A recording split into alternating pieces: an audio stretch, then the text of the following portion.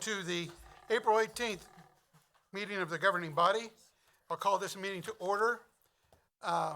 If you'll give your attention to Councilman Kell, who will provide the invocation, stand as you are able and remain standing for the Pledge of Allegiance. Thank you, Mr. Mayor.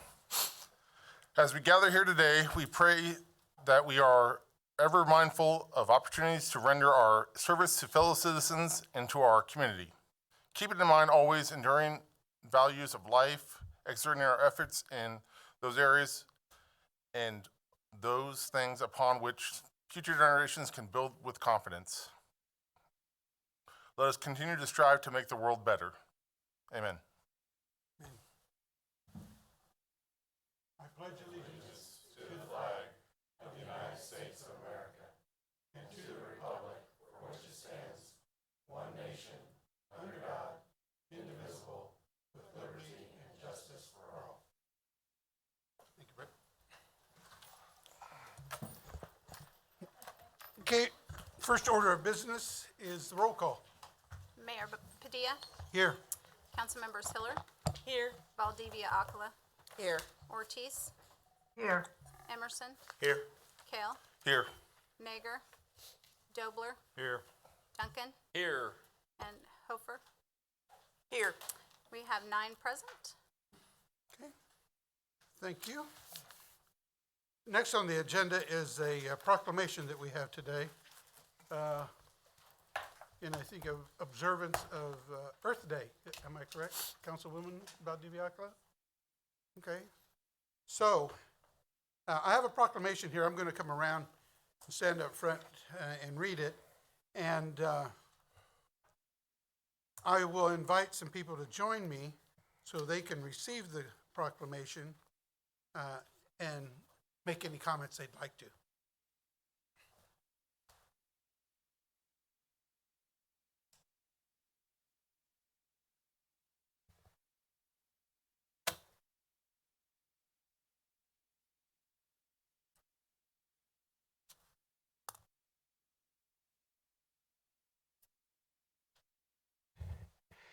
Okay, so in recognition of Earth Day, I'd like to read the following proclamation by the mayor.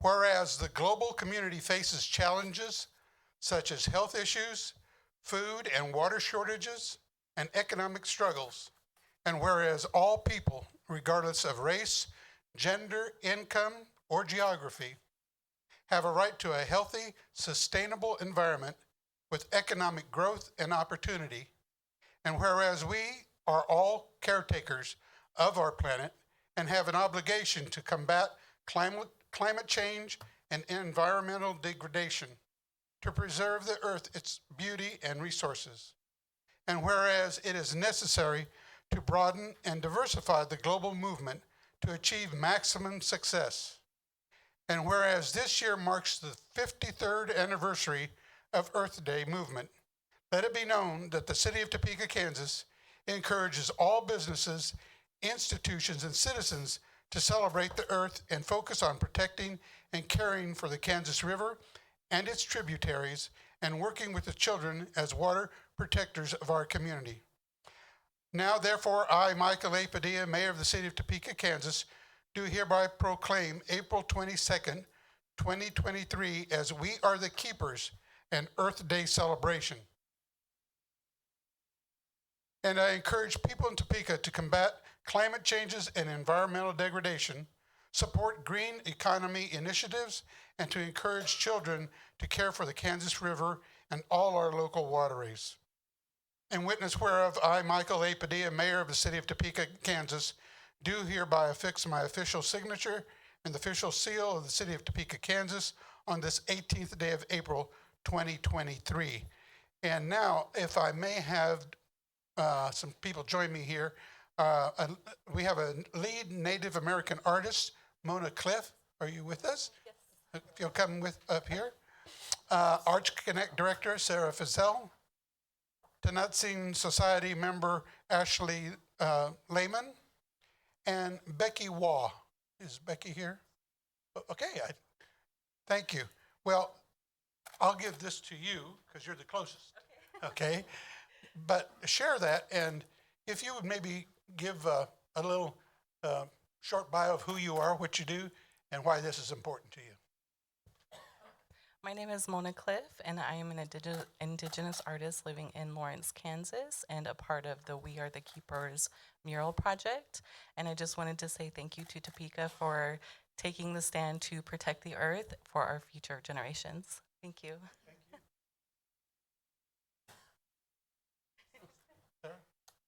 I'm Sarah Fazell from Arts Connect, and I'm here because Mona is an artist, and this is part of an initiative that we're going to be painting some murals around town. We're starting with the event on Saturday, which is an Earth Day celebration in Oakland Billard Park. It'll start at 10 a.m. and will be a water blessing, a Kaw River cleanup, and then an opportunity for picnicking among the oak trees. And I, again, also want to thank the city of Topeka and Mona and Becky Waugh, who's part of the Arts Connect staff, and Ashley Lehman, who's involved with Tonant Zine Society, for being a partner in this project. Okay, thank you. Becky, Ashley? Nothing? Run away. Okay. Thank you very much.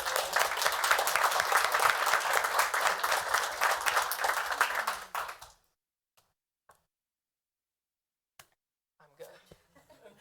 You don't want me running this one.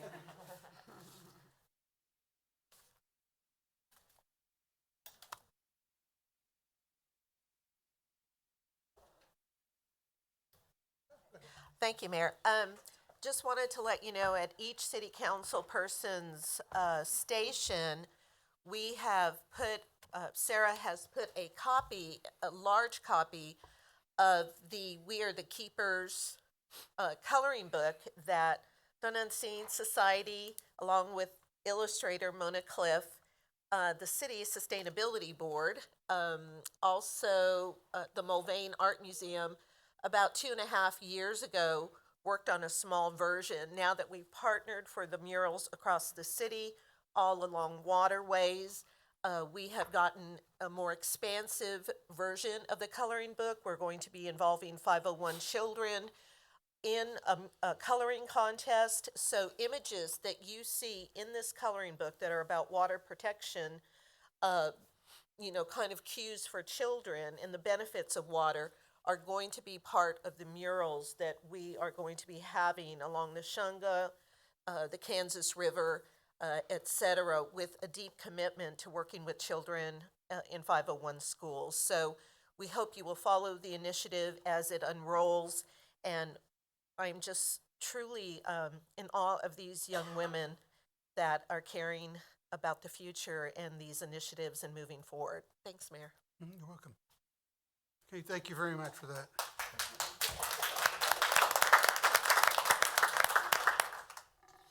Okay, we move on to agenda item 3, appointments.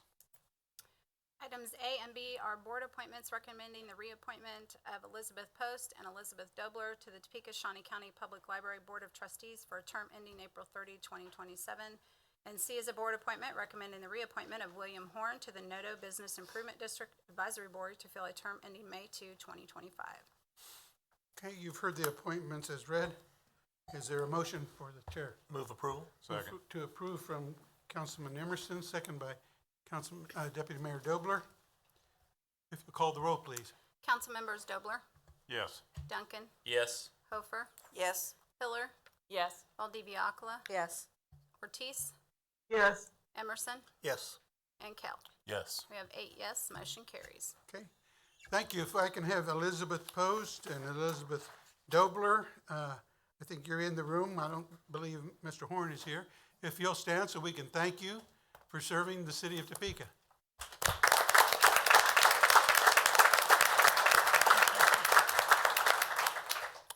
Okay, next we have on the agenda presentations. Madam Clerk. Tonight we have a update from the MTAA Board annual update. Lisa Stubbs. Mr. City Manager. Thank you, Mr. Mayor. We are lucky tonight to have Lisa Stubbs, who serves as the chair for the Metropolitan Topeka Airport Authority, with us tonight to talk about their annual report. Lisa? Good evening, everyone, city council members, mayor, wonderful city staff. I see many of you. Thank you for having me here this evening. As Steve mentioned, I am the chair for the MTA Board of Directors, but I do not do this alone. We do have Eric Johnson, our president of the MTA, with us here tonight. And then also in the back row over here, we have our brand new board member, Joe Ledbetter, that I believe you just voted on at your last meeting. So very aware of that, I'm sure. We did have a meeting today, and I thank the mayor for once again sitting in. He often does, and we enjoy having him sit in on our meetings, and actually Tony quite often joins us as well. Thank you for that. We have been extremely busy, and by extremely busy, I mean really extremely busy. On top of the many grants and multiple projects that we run at any given time to maintain and to improve the airport and the facilities around the business park, the infrastructure, all of the things that you know about as city folks that need to be maintained. We are working really hard on some initiatives for economic development. And economic development is a long game. It's not something that is accomplished in a matter of a month or two, and we know that, and that's why we're putting in the time and the effort now to position ourselves for good things to come, hopefully in the near future, and again, some things that are a little bit further down the road. So tonight, I just want to go into a few of the items that we are working on. Probably most importantly, we got this passed through the legislature. It was House Bill 2336 as it was initiated. And Mayor, thank you for submitting testimony in favor of that bill. It's always helpful to have the city in favor of that. Basically, what we were looking for was to be able to diversify the tools that we have available to us on the MTA board to be able to do development. And this new authority is going to allow the MTA to address some outdated infrastructure needs that we have, and specifically ones that will help us focus on some very significantly large economic development opportunities that we have here in the next couple of years. Previously, our agency was limited to a bond obligation of no more than $1 million. I believe this was done sometime in the 1970s.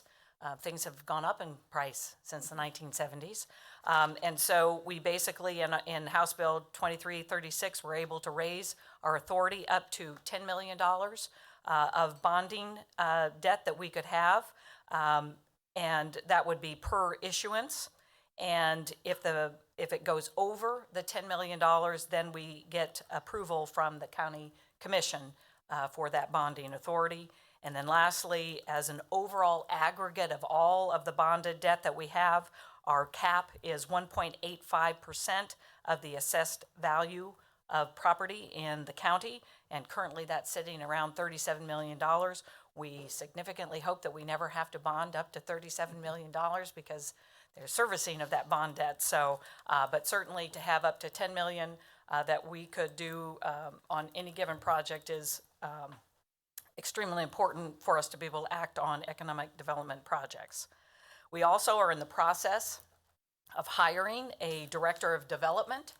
This is a brand new position that we never had previously at the MTA. So Eric wears many, many, many hats. And one of the things that was going to take up a lot of time if we wanted to do economic development properly was to have somebody who was in charge of that as their main focus. And so this new position is currently being advertised. So if you know of folks that are good in economic development and might have some aviation background, that'd be a bonus. We would love to talk to them. They will be in charge of economic development and also property management because we do have an office park with lots of leases, lots of tenants, lots of ways to be able to maximize that as far as economic development goes, and so they will be in charge of both. We are currently doing multiple different projects that I mentioned to you. The first one that I'd like to bring to your attention, we're getting this funding from our CARES Act, and the infrastructure law grant projects is the terminal building at Billard, which was desperately needing to be replaced. We have broken ground on that building. We see that as an opportunity to create an environment there that has never existed before. We are also, working to make it very competitive there with our price of gas that we are now in control of with our FBO. And so therefore, we are starting to see massive increase in traffic, airline traffic at that particular airport, even folks that are going out of their way to stop at our airport to fuel up. And so we want to have a really quality place for them to hang out and grab a meal while they're there, and also as a community amenity. This will be a place to go for dinner sometime in the near future. We are also looking to replace a 40-year-old refurbished passenger boarding bridge on the terminal building out at Topeka Regional. This bridge has way outlived its useful life, and if we ever want to be able to have hopes of getting airline service in the future, we need to have that in place before we go out soliciting new air service. And so that project is going to begin in November of this year. Topeka Regional also is getting a new fuel farm, which is in its pre-construction stage right now. In fact, the meeting is going to be tomorrow. It's 330 calendar days to complete the project. And this particular fuel farm, which is, again, we get every ounce of useful life out of everything we have at that airport. It is from the 1950s, and so also in desperate need of replacement. We are also putting together a snow removal equipment storage facility. Also something that is very needed. We've put a lot of money into new equipment out at Topeka Regional, and equipment is crazy expensive. And so we want to be good caretakers of these expensive pieces of equipment. And so this storage facility will help us do exactly that. If you're curious, I forgot to tell you the numbers. It's $4.5 million for the terminal building at Billard. It's 1.2 for the passenger boarding bridge. It's 10.2 million for the fuel farm, and we don't know exactly yet, but an estimated $3 million for the equipment storage facility. And certainly last but not least, we are moving forward with some very major infrastructure and prep areas for an MRO site. Some of you may be familiar with the NIAR, which is basically a refurbishing of 777 airplanes, and it started in Wichita, and now it's going to Salina for facility, and Topeka is scheduled to be the third site for that. And so we are fast moving forward on all of the many details that need to take place to make it the site ready. Drainage issues, you name it, there's all kind of stuff. We got land, but not all land is created equal, and even though this is the best site, it comes with issues. And so we have about $38 million of investment that will go into that entire area with new roads, access to the runway, a whole bunch of concrete, drainage, site prep, all that. It'll be approximately $38 million total. Recently, we had a strategic planning meeting where several people in this room actually attended. We had 29 different community partners participate, share ideas. It was great to get together. It was great to hear the ideas. It was facilitated by Leo Presley, which was a gentleman that was recommended to us by the chamber, and one that he had done a couple other planning sessions for other entities. One that I attended was for the Downtown Topeka Inc. That he did, and he did a great job of bringing us together and getting consensus and coming up with areas where we were basically in lockstep on what we needed to do. And so with that, we have a lot of partners that will help us move forward to make those ideas a reality. And we're looking forward to those as well. On a biweekly basis now, we do meet with a group. We're calling it our Aviation Touch Base group. Ashley left, but she was part of that for GTP, along with Molly. Mayor sits on that. Aaron May sits on that. Eric and myself sit on that. I can't think of who else I might be missing. Tim, that might be it. But we meet on an every other week basis to make sure that we're keeping tabs on what we're supposed to be doing, who's supposed to be working on what, and then giving report outs so that we can keep the process moving for economic development in particular. And with our governor and lieutenant governor, they have certain things they'd like to see us make sure we get acted upon, and we are feverishly working forward. And actually the legislation that we got passed earlier this year was part of that initiative as well. We had a meeting on one afternoon. Aaron Mays introduced the bill, I think the very next day or 2 days later. It was an amazingly fast process from that meeting. We also have some kind of fun things coming up. One was tonight. This is a fun thing. And then the other one is Hannah has actually asked us, York, to participate in some onboarding of, 6 or 8? 9 new city employees, and to kind of get them acquainted with, what goes on in the city and the different entities that interact with the city. And so Eric and I are going to have a couple hours with these folks on Friday, and we look forward to continuing to educate people on what we have at the airport, the resources that we have, the potential that we have, if we all work together, because we can't do it alone. But if we all work together, what we can utilize those resources for. So we're starting them young, getting them when they're first in the city, and we look forward to continuing that process. I would stand for any questions that anyone might have. Councilwoman Hiller. Thank you, Mayor. Could you please, for those of us who even were there at the strategic planning, but also for the general public, talk a little bit more about what you mean as the airport authority, and if it's different for regional/Forbes versus Billard, okay. But when you say economic development and we're hiring a development person, are we talking about developing, how much of that is air service and airplane related, and how much of it is for your site development and industry that may or may not be air related? Yeah, great question. And first, it's for both airports. At the MTA, we never just do things for one airport. It's a both and, because they're both important. They both have their niches where they're important to the community. And so it's a both airports. The economic development will be for both airports. I mean, even out of the conversations that we've been having over the last several months, we now have developers that are reaching out to us about T hangars and box hangars and other things where those can then be built.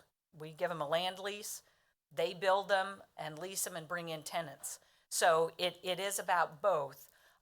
It is also, air service is very important, but that is actually only a piece of what we have. And air service, I wish I could say that if we did everything right, we would get air service, but so much of air service, whether you get it or not, is totally out of your control. Airlines went through a terrible time in the pandemic. They're still recovering. There's pilot shortages. There's, chaos like they had today, I guess, with Southwest, grounding all their flights. So there is stuff that we cannot control where we don't even have a chance to compete if the airlines aren't looking to expand their locations. So we want that. We're going to continue to pursue that, and that will always be on the table. But a lot of what we're talking about here is not airline service. It is business. It's primary jobs to the city of Topeka. It's both aviation, primary jobs, and other areas of the airport and the office park area that does not have anything to do with aviation. It's just a place for manufacturing or other types of industry that could benefit from the kinds of buildings and the land that we have available. So it's everything. That person's going to be very busy. Thank you. Could you give people just an idea of how many sites you have available to develop or buildings that can be totally redone, just so we have an idea? Good point, because I didn't mention the refurbishing of many buildings. We voted just today in our meeting, I think 6 different buildings that are getting a refresh. Every time we have a lease that comes open, it's a time for us to go in and take a good look and to do what is necessary to either bring that building up to today's standards or, quite frankly, in some cases, look to get it torn down because not every building should last forever. Some of them are in pretty sad shape. And so that's part of the maintenance of that area as well. We have, how many, do you know how many buildings we have? I have no idea, lots. A guesstimate. 58-ish, so close to 60 current buildings. We have, a fair amount of open land. The FAA, in many circumstances, dictates, what the land can be used for, depending on its location in our area. So, there are sites that if somebody wants something, and Eric and I have also participated in site visits from different industries that come in through GTP to show them what we have, and we are certainly willing to work with anybody that wants to bring jobs, whether aviation or not, to the city of Topeka. Thank you. Thank you, Mayor. Further questions? Councilwoman Valdivia Alcala. Thank you, Mayor. Not a question, but a comment. I just want to say thank you to Eric. My husband and I had a pretty lengthy meeting with you several weeks ago, and appreciate that time and laying out the plans and helping show us and get acclimated to what's going to be going on, and also to the board and to the staff. I know that we talked about this at the Oakland NIA meeting last night, where we have longtime residents in that district, and they're very excited to have you come down in the future to explain it, like we said, on layman's terms that, folks can understand, with all the aviation and economic, jargon we all get caught up in, because they're very excited and did not have an understanding how the scope was of what's happening at both airports. So we look forward to having you soon. Thank you, Mayor.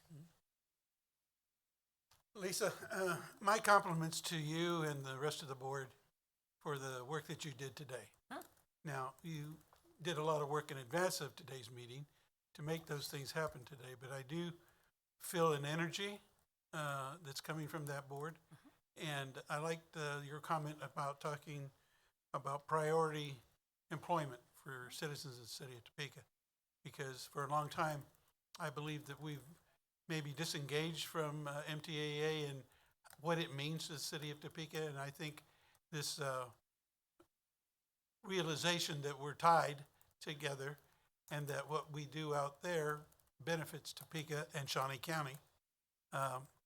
Following up on Councilwoman Valdivia Alcala's comments, I don't know if she's referring to the work specifically that's being considered and doing planning for Billard, but that was, I know, part of our conversations is to really put some emphasis on that becoming not just a well-used airport, but a community gathering place, and make it something that really is a part of that neighborhood, because that airport is just in the trees in Oakland. So for them to be a part of that is extremely important.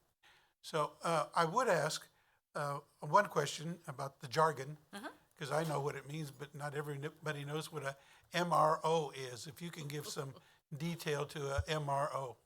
Yeah, and I'm not as good with my acronyms. I always forget them under pressure, so. Maintenance, rehab, and overhaul of aircraft. Any one of those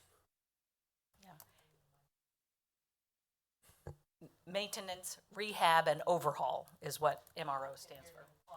I see. Oh, she was reminding me that people couldn't hear you online. Thank you. This is Yeah. not like your boardroom. We We don't, it's you a don't have little bit bigger. microphones all over the room Yeah. for us. Yeah. No, and that is an interesting. You were probably on the call today when Sam from our organization that is helping us do all the planning and so forth, and he was going over the fact that he had talked with a client in France about an MRO site that they were doing over there, and the intricacies and the details. I mean, the devil really is in the details there, as far as each client and the needs of each client is a tremendously different based upon what they're doing. So once we get the green light to go from the state, and it's hopefully 777s that are coming in that are being rehabbed, then we can really get into the fun nitty gritty part of that process to get it designed and built out. And it's going to be a sight to be seen. I believe you went to Wichita, right? So, I mean, it's amazing to walk through a facility like that with 777 airplanes in there. You can't believe how big they are Big it until you is. stand next to one. It's incredible. I think that's good too, that you point out that a lot of the work in consideration is also being given to infrastructure, Very much and so. if it's other than aeronautics manufacturing, there are supply chain manufacturers, suppliers for other parts and pieces for regional operations that we might have, like Panasonic and others. So we're ideally located for that, and I think for us to consider that is really forward thinking. So my compliments to the board and everything that you're doing out there. And I would be remiss if I didn't mention the wonderful connection we have with our military as well. You know, the fact that we work hand in glove with them and the facilities there that provide them the ability to be able to do what they do is also extremely important. Yes. Well, no other comments or questions? Thank you very much, Lisa, for the presentation. Thank you for having us.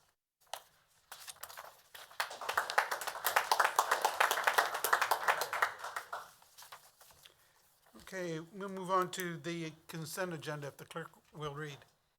A is approval of professional engineering design contract between the City of Topeka and Alfred Benish and Company in the amount of $192,005 for the purpose of providing engineering design services on street rehab project 701040. B are minutes of the regular meeting of April 11, 2023, and there are no applications. Okay, you've heard the consent agenda. Is there a motion to approve? Motion to approve by Deputy Mayor, second by Councilman Kell. If you call the vote, please. Councilmembers Duncan, Yes. Hofer, Yes. Mayor Padilla, Yes. Councilmembers Hiller, Yes. Valdivia Akala, Yes. Ortiz, Yes. Emerson, Yes. and Kell, Yes. and Dobler. Yes. We have 9 yes, motion carries. Okay, motion's carried. Move on to agenda item 6, action items. If the clerk will read. A is a resolution introduced by the Public Infrastructure Committee comprised of Councilmembers Tony Emerson, Neil Dobler, and Michelle Hofer, amending the CIP and CIB to increase the project budget and move up implementation of Project 701049 Phase 2 from Southwest Topeka Boulevard from Southwest 15th to 21st Streets. Mr. City Manager. Thank you, Mr. Mayor. This is an amendment to the current CIP. We're changing the budget from $4.7 million to just over $9.2 million. Director Copley's here for questions. Okay. Any questions from the body? Councilwoman Ortiz. Thank you, Mr. Mayor. I just want to make sure that we explain to the citizens why we're doing this. Mr. Copley? Yes, ma'am. Thank you for the opportunity to talk about this project. So basically what we're doing is moving it up. Currently, it's in the CIP from 2026 through 2029, and we are moving it up to start design in 2023. We'll finish up design in 24 and do any right-of-way acquisition and utility relocation, and then we'll be in construction in 25 and 26. The real driver for this is that the average PCI of that section of Topeka Boulevard from 15th to 21st ranges from 17 to 28. This street is in need of repair. And so that's why we're bringing this up. Happy to go into any greater detail relative to the project. Further questions? Councilman Duncan. All right, so I support this. I'm going to vote for this. In fact, I probably get as many emails about Topeka Boulevard, which is not in my district, as I do about some of the roads in my own district. I think we all do. So, but I do have some questions about this chart. Just because so it says bold indicates construction dollars. So what are the non-bolded dollars?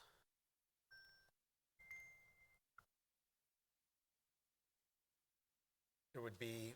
So like in 23 and 24, So what are those? the non-bolded dollars in 23 are the design. The non-bolded dollars in 2024 are an estimate for any utility relocation and right-of-way acquisition, and then the bolded dollars in 2025 and 2026 would be for the construction. Because of the complexity of this project, having to keep all of the businesses open, plus we're going to be going through Port Quincy Viaduct, I have to maintain one lane northbound and one lane southbound to the greatest extent possible. I can't do a closure. And so because of that, That's why it's going to be a 2-year construction. It's going to take time to keep small enough phases to be able to keep people getting in and out of the business and keep one lane north and southbound going on the boulevard. Okay, and then, so what is the difference between phase 1 and phase 2? Because we're approving phase $2 to speed it up, but what does phase 1 do? Yes, sir. Phase 1 is the reconstruction of 21st Street intersection, which is going to be in 2024. That is in design currently. So that is, phase 1 is the reconstruction. Ideally, it's going to be in concrete of the intersection of 21st and Topeka, which is also going to allow us to stick build a water line across that intersection during that closure. And then as part of that project, we're also going to be doing a mill and overlay with full depth repair of Topeka Boulevard 21st to 29th Street. So it's going to be messy, dirty, and a lot of inconvenience. But after that 3-year phase, we're going to have great stretch of Topeka Boulevard from 15th down to 29th. And my last question is, so does this also, will this project also include, do we have water lines that will also be replaced or other infrastructure? And if so, is that part of this cost or is that a separate cost somewhere in utilities? Those additional costs are not included in here, and it will be up to the utilities to take a look at their infrastructure to determine if indeed we need to take advantage of that during as we get into the design phase of that. Okay, perfect, thank you. Councilman Emerson. Mayor, I guess following up on Councilman Duncan's question, Mr. Copley, I believe what we were just talking about over there, some of these should be bolded, correct? The $2,020,000 is actually construction cost in 2023, and the $2.7 million in 2024 should be bolded, correct, in that table? I think the confusion is above it says bold indicates construction dollars, and that's actually that $2,020,000 and the $2,007,000 is actually construction, correct? In the lower table. Oh, the lower, yes, sir. The lower table, Yeah, yes. I think that's maybe what. That is correct. The 2024 should be bolded for the phase 1, 15th to 21st, because that's the reconstruction of the intersection of 21st. Thank you. Sure. That makes me feel a little better. Thank you, Councilman Emerson, because I kind of wondered. I mean, I know design costs a lot, but it's 6 blocks, so thank you. I would, though, I guess, the conversation we had over there was there won't be any construction in 2023, correct? That is correct.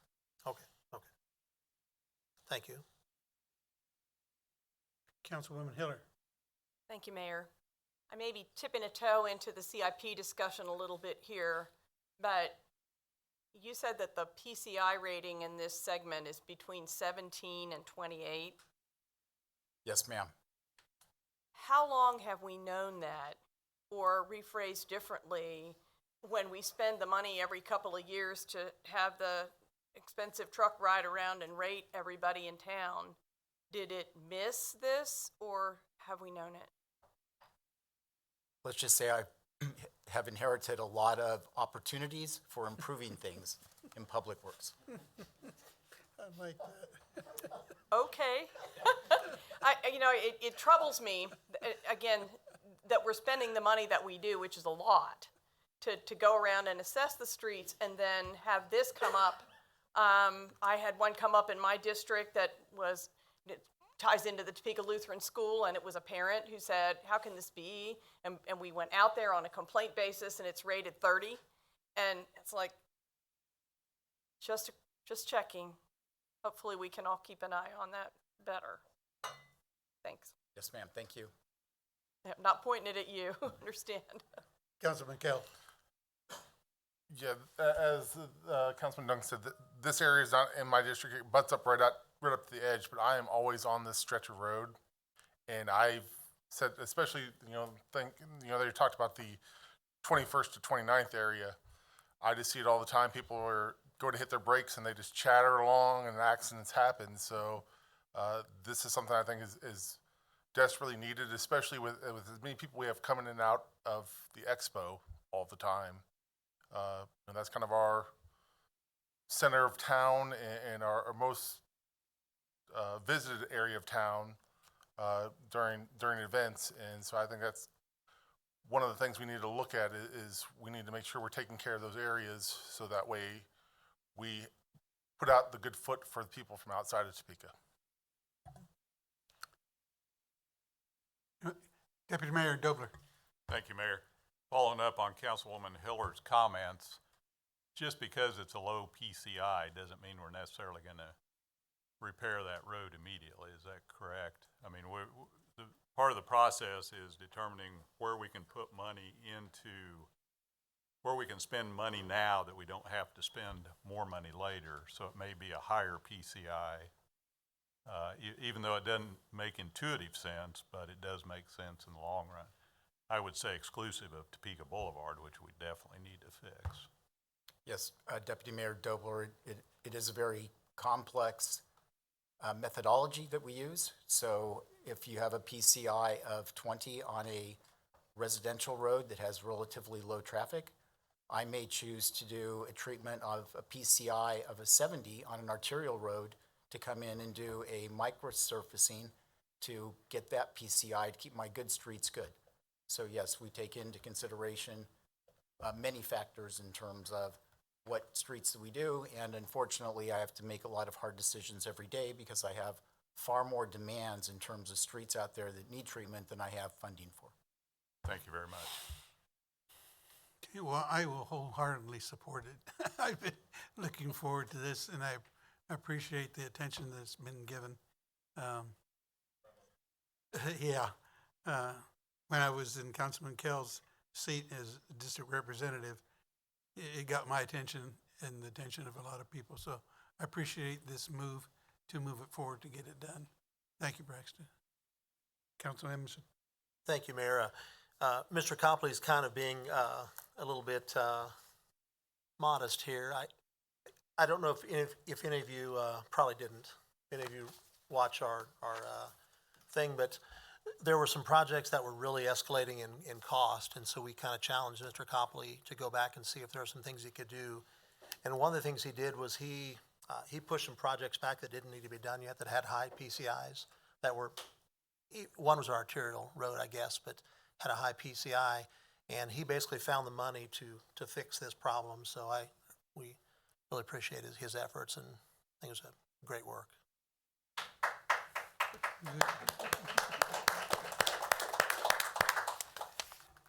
Okay, so is there a motion? Oh, Councilwoman Ortiz. Thank you, Mr. Mayor. I just want to say Braxton came out to the Clinton Heights Steel NIA, and he was very, very, very good with the citizens and talked to them. And he did remind us that when all the cones go up and he starts working, don't cuss him, just be patient because it's going to happen. And it's going to happen on both sides of Topeka Boulevard. So I like the way that he kind of used that little scenario.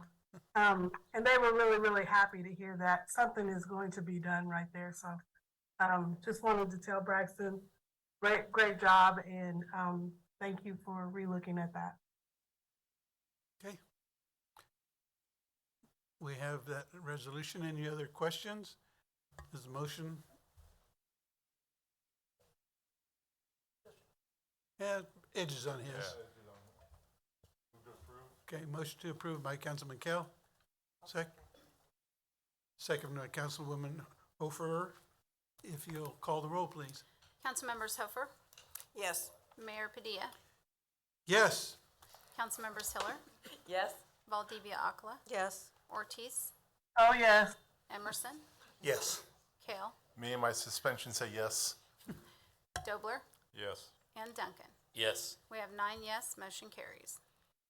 Thank you. Motion carried. Move on to action item 6B, if the clerk will read.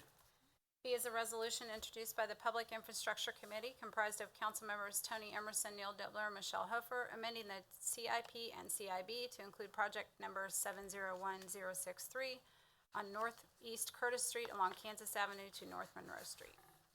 Mr. City Manager. Thank you, Mr. Mayor. This also comes as recommendation from the PWI committee. This is some work done on roads, Northeast Curtis Street from Kansas Avenue to Northeast Monroe. There's an expansion going to take place of the grain elevator in that area. With that expansion, we're talking about an additional 3,000 plus trucks a year. So we're trying to get ahead of the curve with some work before that expansion takes place along with that traffic. Okay. Anyone from the committee wish to speak? Councilwoman Vadiviakala. Thank you, Mayor. The anticipation rather than being reactive is just kudos for that.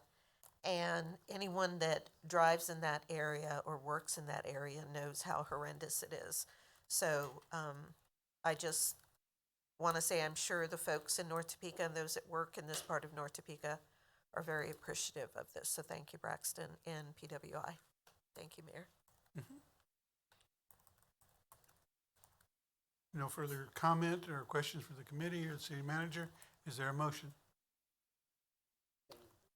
Motion from Councilwoman Valdivia-Akla to approve, second by Councilwoman Hofer.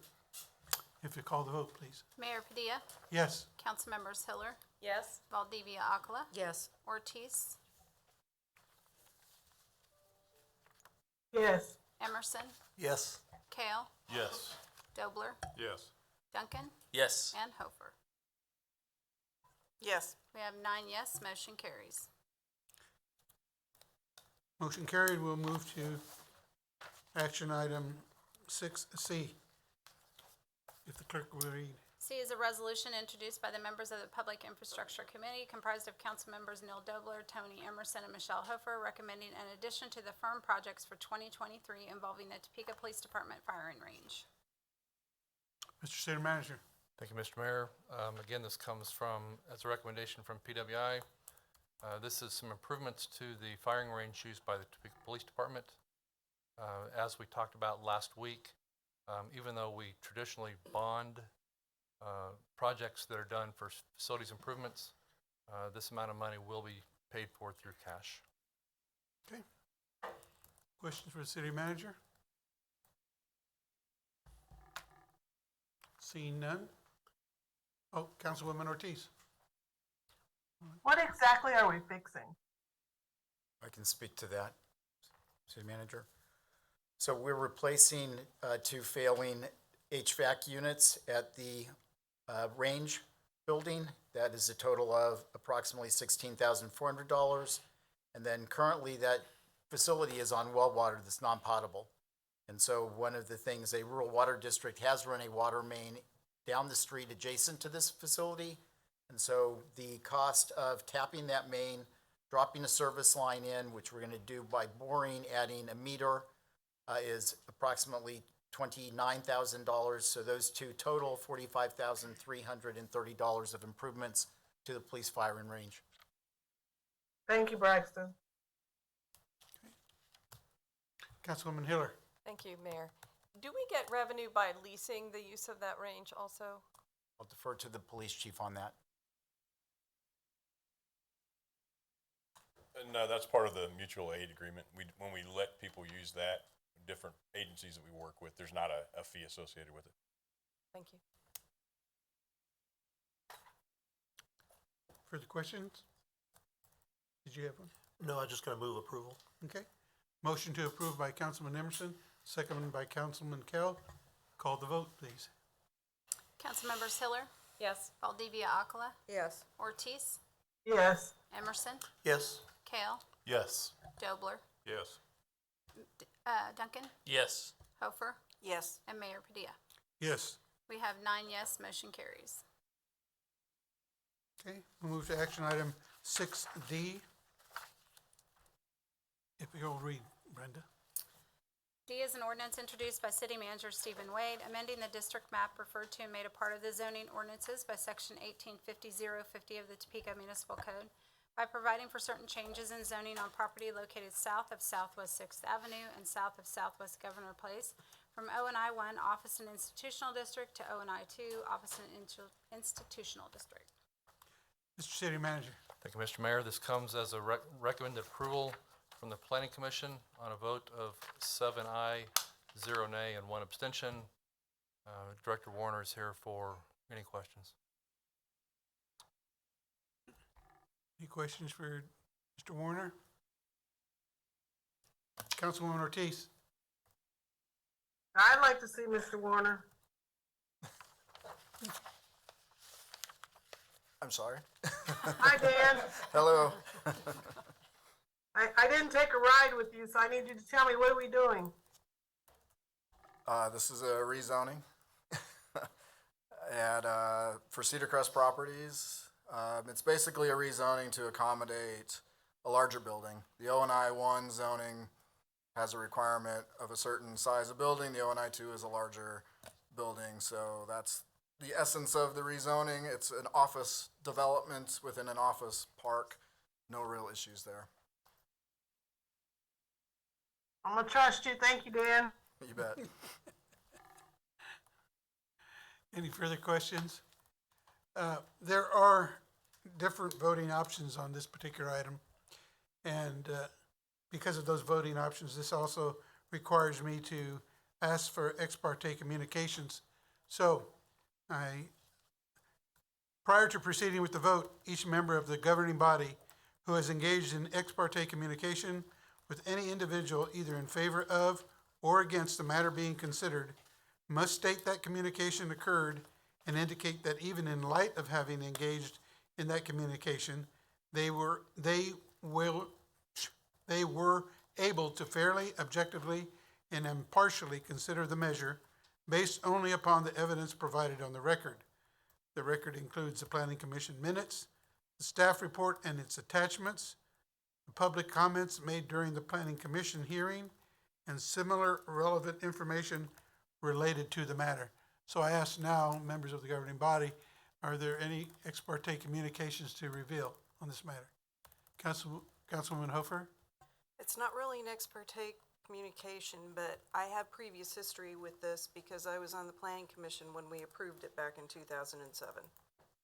But I don't see it as prejudice. Okay. Can't say the word. Prejudicial. Yeah, that. I won't be prejudiced by my previous vote. Okay. Any other ex parte communications to reveal? Okay. The options for this item is number one, approve the Planning Commission's recommendation. 6 votes are required. Reject or amend Planning Commission's recommendation. 7 votes are required. Or third, remand back to the Planning Commission. 6 votes are required. What's the pleasure of the body? Councilwoman Hofer. I move for approval. Motion to approve by Councilwoman Hofer. Second. Second by Deputy Mayor Dobler. If you call the vote, please. Councilmember Valdivia Akla, Yes. Ortiz, Yes. Emerson, Yes. Kale, Yes. Dobler, Yes. Duncan, Yes. Hofer, Yes. Mayor Padilla, Yes. Councilmembers Hiller. Yes. We have 9 yes, motion carries. Motion's carried. We'll move to action item 6E. Please read. E is an ordinance introduced by City Manager Stephen Wade, amending the district map referred to and made a part of the zoning ordinances by Section 1850-050 of the Topeka Municipal Code by providing for certain changes in zoning on property located on the south side of US 24 Highway and approximately 622 feet west of Vale Avenue from R1 Single Family Dwelling District to I1 Light Industrial District. Mr. City Manager. Thank you, Mr. Mayor. We have another zoning action here. This comes unanimous recommendation from the Planning Commission as well as staff recommendation. Okay. Any questions for City Manager? Councilwoman Hofer.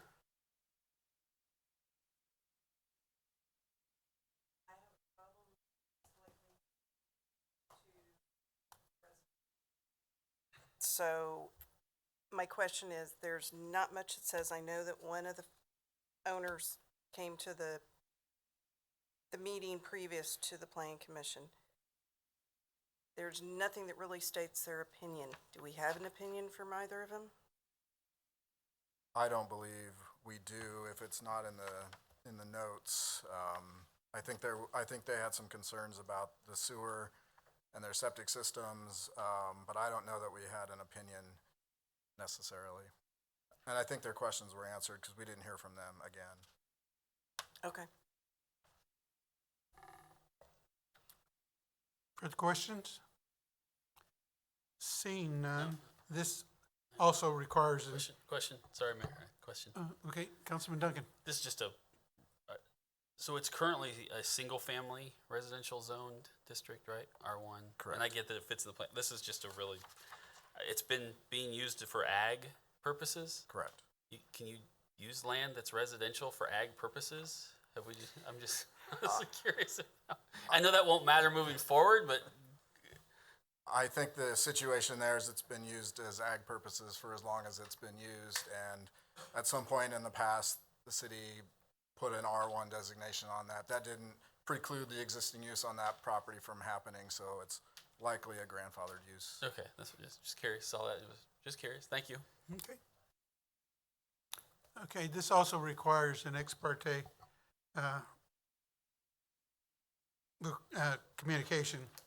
So prior to proceeding with the vote, each member of the governing body who has engaged in ex parte communication with any individual either in favor of or against the matter being considered must state that the communication occurred and indicate that even in light of having engaged in the communication, they were able to fairly, objectively, and impartially consider the measure based only upon the evidence provided on the record. The record includes the Planning Commission minutes, the staff report and its attachments, the public comments made during the Planning Commission hearing, and similar relevant information related to the matter. And what we have here again is the same options. One, to approve the Planning Commission's recommendation, 6 votes. Reject the amended or amend the Planning Commission recommendation, 7 votes. Or remand back to the Planning Commission, 6 votes are required. What's the pleasure of the body? Do I have a motion? Move to approve. Motion to approve by Councilwoman Valdivia Alcala, second by Councilwoman Hiller. If you'll call the vote, please. Councilmembers Ortiz, Yes. Emerson, Yes. Kale, Yes. Dobler, Yes. Duncan, Yes. Kofer, Yes. Mayor Padilla, Yes. Councilmembers Hiller, Yes. and Valdivia Aquila. Yes. We have 9 yes, motion carries. Okay, motion's been carried. We'll move to action item 6G. Brenda, if you'll read. F is an ordinance introduced by City Manager Stephen Wade, amending the district map referred to and made a part of the zoning ordinances by Section 1850-050 of the Topeka Municipal Code by providing for certain changes to zoning on property located in the 500 block of Southeast Alkire Street from R1 Single Family Dwelling District and M2 Multiple Family Dwelling District to M1 Two Family Dwelling District. Mr. City Manager. Thank you, Mr. Mayor. This zoning change to a two-family dwelling district is consistent with the East Topeka North Neighborhood Plan. I passed the Planning Commission by a vote of 8-0. Staff also recommends. Okay. Questions for the city manager? See, is Councilwoman Ortiz, is she raising her hand? Just want to make sure. I am. I got my white flag with me, but I'm raising it. Okay. Steve, there's a house right there at 6th and Alkire. I think I talked, where's Dan at? Dan, where you at? I'm here. Dan, that's the one that, when we did our ride, and I said that he was trying to get his roof repaired, and he could not get any assistance from the city because of the tire shop that was there. Did we ever figure out if that's going to be a problem for Cornerstone? I don't believe I looked into that actually for Cornerstone. And so what it is Tommy Green had applied with the city and they would not fix his roof because he is so many feet from a tire shop. And he has not been able to get help with his roof because of that. So I just want to make sure before we put this lovely duplex, which is needed, me and Dan went out there, we rode out there, and it's gonna be nice. It's kind of hidden back. It's gonna be nice, but I just want to make sure in the future that they don't have the same problem that Mr. Green's having. So I would like to see if maybe we can delay this for a week, to figure it out, Dan? Councilwoman, Dan, do you want to respond to the city manager? So, Mr. Mayor, Councilwoman, Cornerstone Director Chris Palmer is in the audience, and he is shaking his head no, there will not be problems with Cornerstone.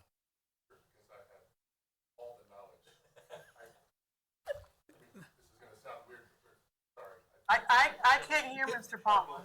Chris, you have to have it.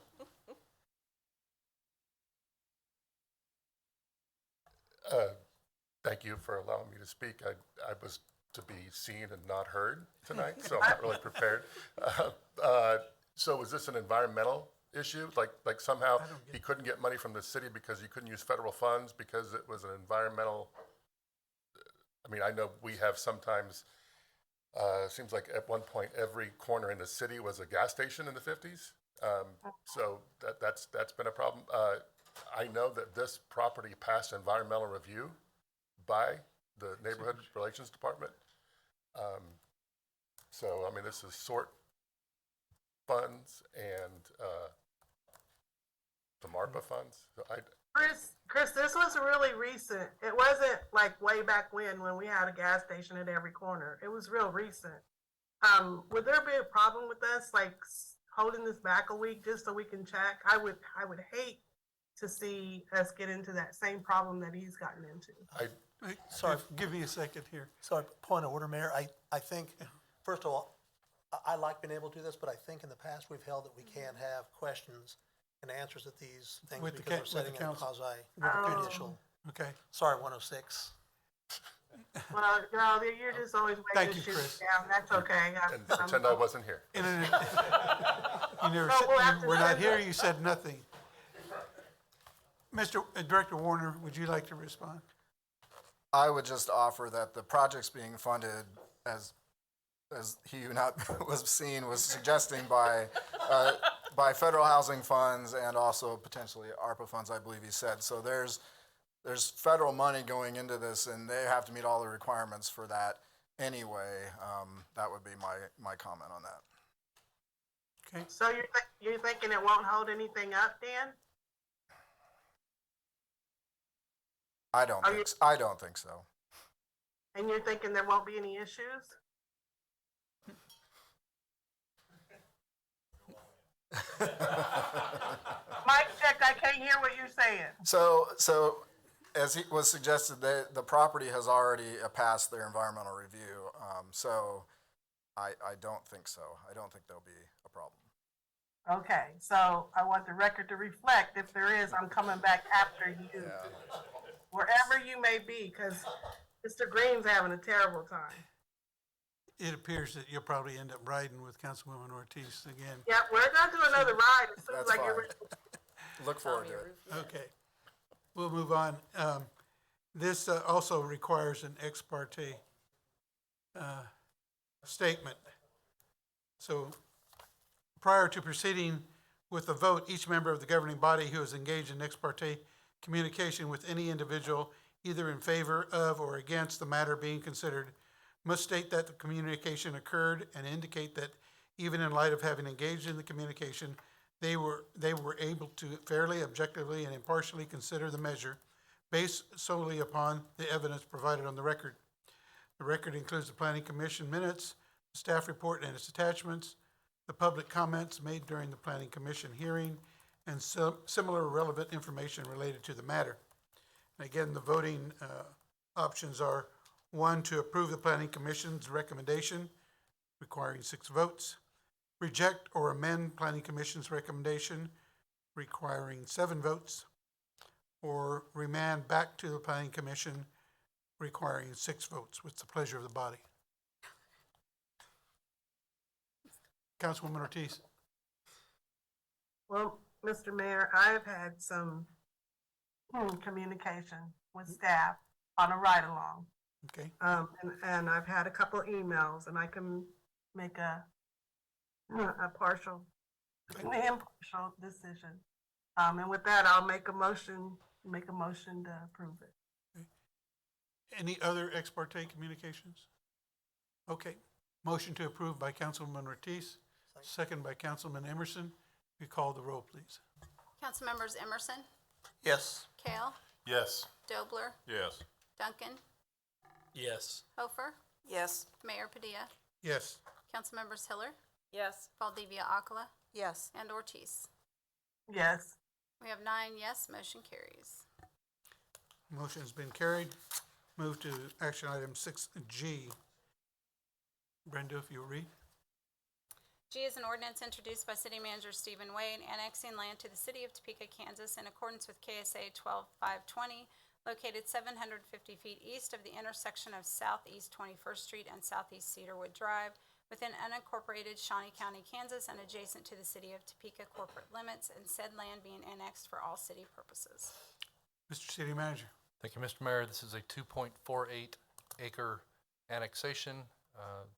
It's been requested by the owner. Because of its size, it does not require review by the Topeka Planning Commission. Staff does recommend. Okay. Questions for the City Manager? Seeing none, Councilwoman Hiller. Just a simple clarification for people that are watching especially. This is happening because somebody is ready to build on it. It's going to be developed right away. This is an expansion of an existing business. So that's a yes. That's the intent. Yes, ma'am. Thank you. Thank you. Further questions for the City Manager? Chair will entertain a motion. Motion to approve. Motion to approve by Councilwoman Ortiz, second by Deputy Mayor Dobler. Call the vote, please. Councilmembers Kale, Yes. Dobler, Yes. Duncan, Yes. Hofer, Yes. Mayor Padilla, Yes. Councilmembers Hiller, Yes. Valdivia Akala, Yes. Ortiz, Yes. and Emerson. Yes. We have 9 yes, motion carries. Okay, motion is carried. We'll move to action item 6H. Please read. H is an ordinance introduced by City Manager Stephen Wade, amending the district map referred to and made a part of the zoning ordinances by Section 1850-050 of the Topeka Municipal Code by providing for certain changes in zoning on property located at 3530 Southeast 21st Street and adjacent land of the Southeast Cypress Drive and 21st Street from RR1 Residential Reserve District and R1 Single Family Dwelling District to I1 Light Industrial District. Mr. City Manager. Thank you, Mr. Mayor. This is near Southeast 21st and Cypress Drive, which is close to the I-70 interchange at Rice Road. This does come at the recommendation of the Planning Commission by a vote of 8-0 and is accompanied by staff recommendation. Okay. Have any questions for the City Manager?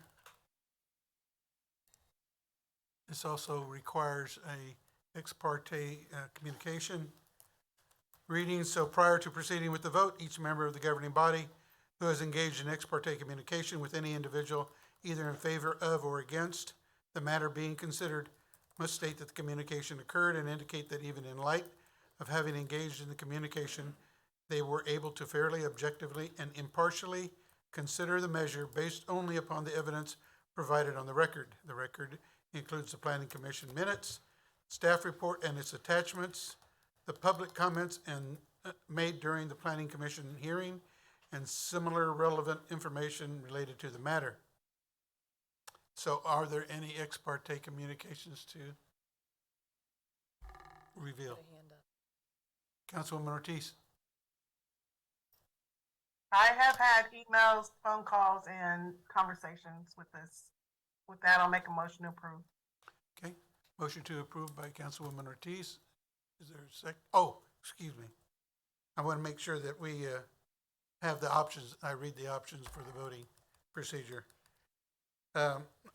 One is to approve the Planning Commission's recommendation, 6 votes. Reject or amend Planning Commission's recommendation, 7 votes. Or remand back to the Planning Commission, 6 votes. So again, Councilwoman Ortiz, do you want to make a motion? I make a motion to approve staff's Okay. recommendation, or the, excuse me. Planning board's Commission. recommendation. Planning Commission recommendation. Okay. Motion to approve by Councilwoman Ortiz. Second. Second by Councilwoman Hiller. Call the vote, please. Council members Dobler, Yes. Duncan, Yes. Hofer, Yes. Mayor Padilla, Yes. Council members Hiller, Yes. Valdivia Akala, Yes. Ortiz, Yes. Emerson, Yes. and Kell. Yes. We have 9 yes, motion carries. Okay, motion's been carried. We'll move to action, or non-action item on the agenda number 7. If the clerk will read. A is discussion of the proposed 2024 to 2023 capital improvement plan and the 2024 to 2026 capital improvement budget. Mr. City Manager. Thank you, Mr. Mayor. This opens our consideration for the 2024 CIP. These conversations will extend through the month of May with hopeful action in June. And with that, I'd like to turn it over to the finance team. Thank you, City Manager, Mr. Mayor, council members. I would like to spend the next few minutes to talk to you about the process we're about to embark on, which is the 2024 City of Topeka Capital Improvement Plan, or CIP. That one. All righty. This is our tentative roadmap for the plan. Starting today and potentially finishing by early June. Today, I will go over the plan. I will define the CIP. I will discuss the need for it and the reasoning behind. I will also talk about the criteria that must be met for a project to be included into the plan. And finally, we're going to be going over some example reports for individual projects. That way anyone can read effectively and efficiently the CIP book, which is a pretty lengthy book. During this process, we're going to discuss all new projects in the CIP. We're going to be talking about street projects and utility projects. We'll discuss recurring annual expenses, and we'll close with the opportunity for staff to answer all of your questions. Slide. Is it this one? Which one? See the back? Okay. So let's start with the basics. What is our capital improvement plan, or our CIP? Our CIP is a long-range plan for the maintenance and development of the city's assets and infrastructure. Within the plan, we identify current and future capital projects. We estimate the future costs, and we identify ways to fund those projects. Capital planning is critical to provide public service. And in order for our city to grow, we must balance the risk and benefits. We need to balance funding projects with operating funds as well as with bonds. We use a mix of established ratios and benchmarks, as well as professional expertise to decide and to develop the CIP. Slide. Is that it? Okay. So as previously mentioned, so this slide is at least, yep. So, nope, go back. One more. Do we have control of that? Let's go to slide. That one, leave it there. So at least one of these criteria must be met in order for a project to be included in the CIP. One, the project could require a real property acquisition, or the project can be related to an infrastructure cost, or it can be a multi-year endeavor. The project also can be have some minimum thresholds in terms of cost, such as a $25,000 for remodeling or repair a facility, as well as a $50,000 for the construction of new or additional existing facilities. We also have a minimum of $50,000 for any IT-related infrastructure. Slide. All right. As previously mentioned, the CIP is a 10-year loan plan. The first 3 years are crucial because they serve as the foundation to develop, strategize, implement, and fund all the projects. Slide. We do this by reviewing all of the data from all different angles within the city. The city manager, public works, utilities, engineering, planning and finance all serve a significant role in the plan. Slide. So we use these scoring criteria to rate the urgency for each project. This is based on 6 categories. We have 1 asset condition, equity and inclusion, fiscal impact, operating efficiencies, priority alignment, and project urgency. All the categories are weighted equally with 20%, with the exception of fiscal impact and operating efficiencies, which are weighted at a 10% each.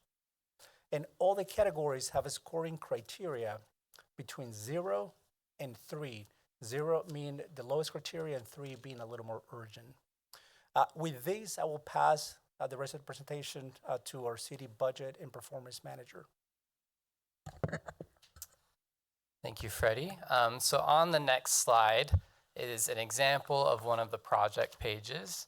So I'm going to walk through the next few slides of how to look at each of the project pages. So in my time here, we've done a lot of work to keep kind of revamping these project pages to be transparent and to help clear up really what we're asking for. It can get confusing as we adopt a 10-year CIP each year as to what is the governing body actually adopting each year. And so if we'll go to the next slide. This is an example of a project, the bridge on Southeast 29th Street over Butcher Creek. So the next few slides I'll go over just kind of the financials in the bottom there and what we're really looking at. So next slide. So this slide, on your left, I have a highlighted green cell, or a number of 1.65. This is the total project cost. So what makes up the total project cost are any funds that were approved previous to this CIP. So this would be funds that in this CIP that are approved in the year 2023 or earlier. So for this particular project, there's $200,000 that has been approved before the year 2024. Then on the right side, that other highlighted number, that is the total funding that is in this current CIP for years 2024 through 2033. So these two numbers, the $200,000 and the $1.45 million, make up the total project cost of $1,650,000. So next slide. So on your right side, I have 2 more numbers highlighted. So the top one, let me go to my notes, $850,000 at the top. So that is money that in last year's CIP was approved for years that are in this year's CIP. So $850,000 were approved between the years 2024 and 2033 last year. So the number below that, $600,000, is new money in this year's CIP. So combined with what was approved already last year, plus new money, gives us what our total money is this year. Next slide. And then finally, as Freddie mentioned, the 3-year capital improvement budget.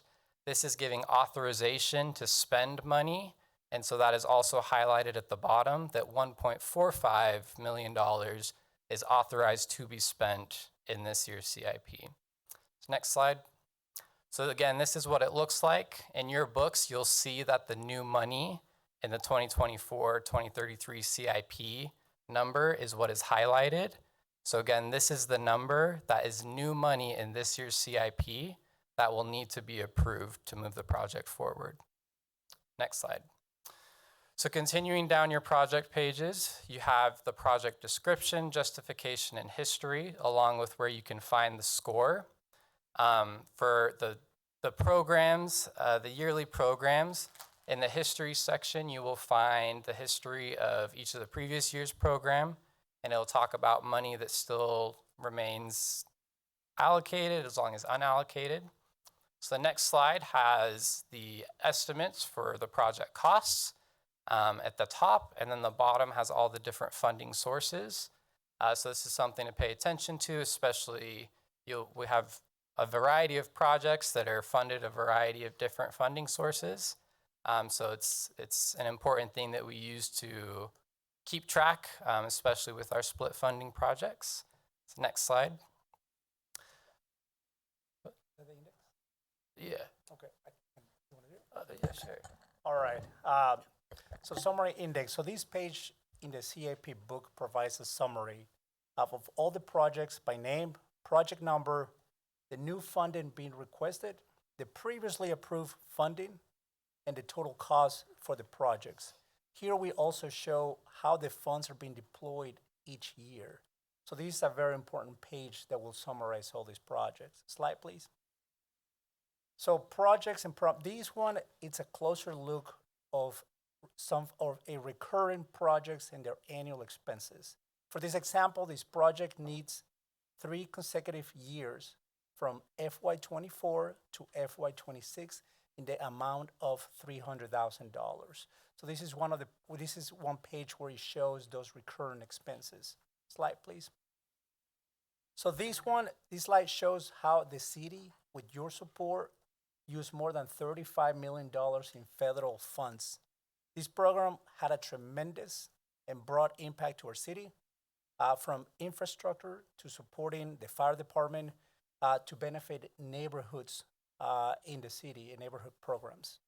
And this slide, by the way, it excludes the $10 million in ARPA funding that you use to support local organizations. Slide, please. So this shows the source for all the fundings needed for the CIP. So as you can see here, we use a mix of operating funds, bonds, and grants to pay for all of these projects. Slide. So I started this presentation discussing the need to balance between risks and opportunities. If we remove all the risks, then we expect to lose all potential future opportunities. So growing the community requires taking incremental steps to meet our goals of increasing housing opportunity, community appearance, and economic growth. This is why the city would like to recommend increasing the RGO bond cap by an additional $6 million. This would move us from a cap of 27 to $33 million. And we balance these risks and rewards by using established benchmarks. Slide, please. So for our GEO bonds, we have the policy to keep the debt service to value of taxable properties below 3%. With all the data, all the projects, and all the investments that we have discussed, our debt service to value of taxable property ratio from 2023 to 2027 are way below 3%. Another thing to notice is that this ratio is decreasing over time.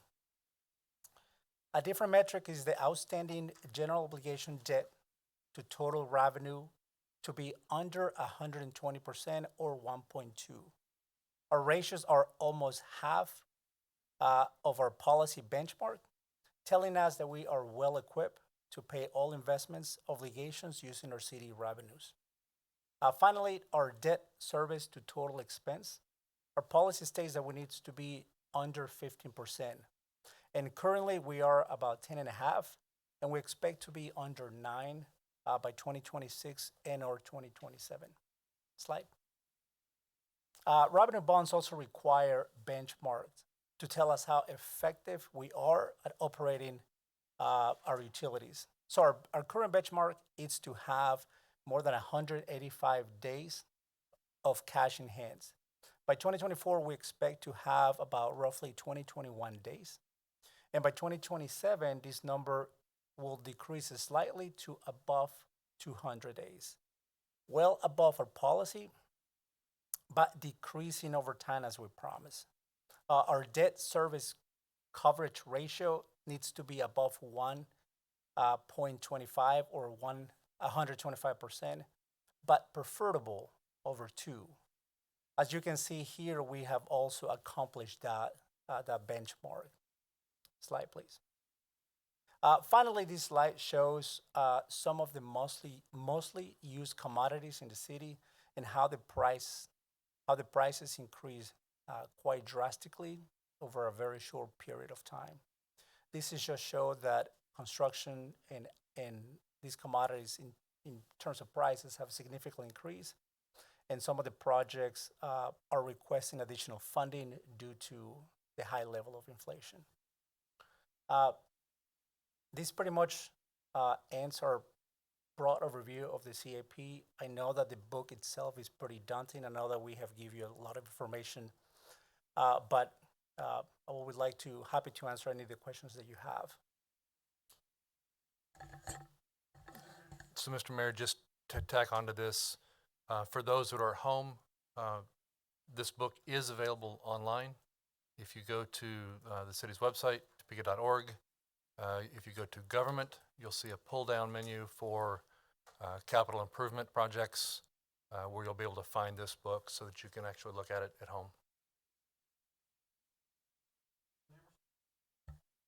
Thank you, Mayor. Several questions, I guess. We'll start with Freddie on this. In your funding source overview, is this the actual table? I didn't know some of these were just examples, or these are the real tables. This is a real table, okay. That's correct, yes, sir. The Fix-Our Street sales tax, what is, you're forecasting a huge, what is happening in that? Is there something that expires after 24? In 24, why it's high? 24 is almost 24.5 million, and then it goes down to 19 million, then 17 million. Yes, the 24 is high because we have fund balance that's available to spend as well, along with the projections that we expect for 2024. Okay. Yeah. Okay, thank you. My other question was, Mr. Vaughn, when you were, we don't have that slide in our sheets here that you had, that you were showing with the Butcher Creek Bridge, but I don't know if, Taylor, you can bring that back up or not. My question was, on that, I didn't quite understand, I think it's like page 10 of his, I think it's page 10 of the, yeah, right there, if you could. Okay, so I don't,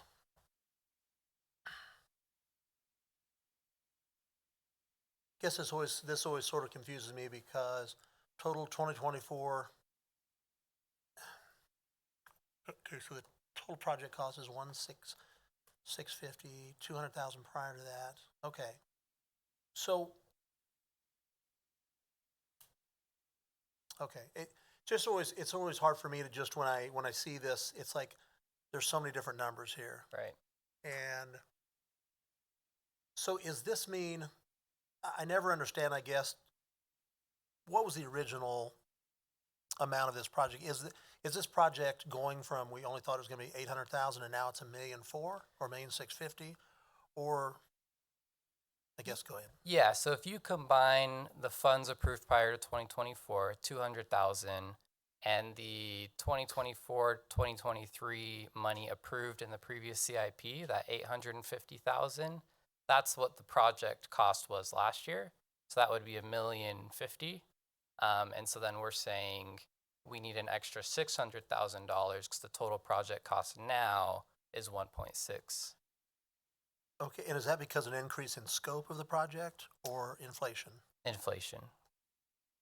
Okay. Okay. So will always, when it says new money, will that always just be the impact of inflation, or sometimes it a scope change?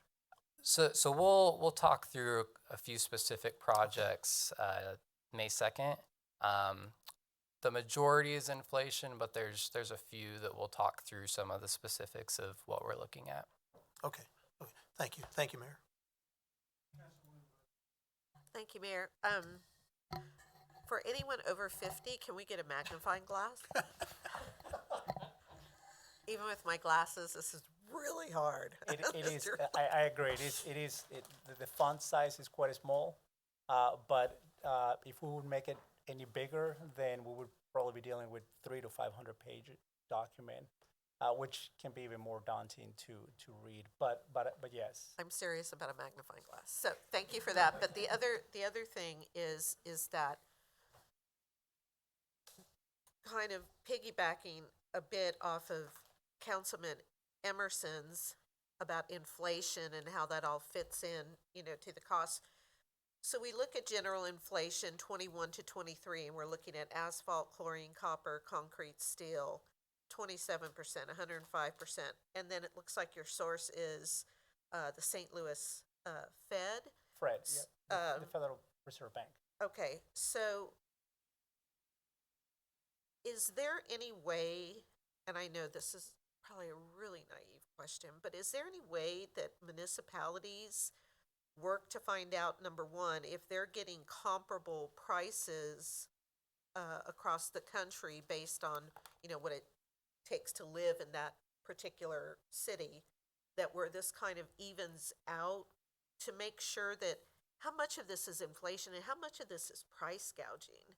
I mean, is there any way to sort that out? I know that's probably a huge question for a municipality, but that just keeps coming up in my mind. I mean, how do we know that if we look at comparable cities, that have the same budgetary, budget that we do and everything, how do we know if they're paying similar increases like this?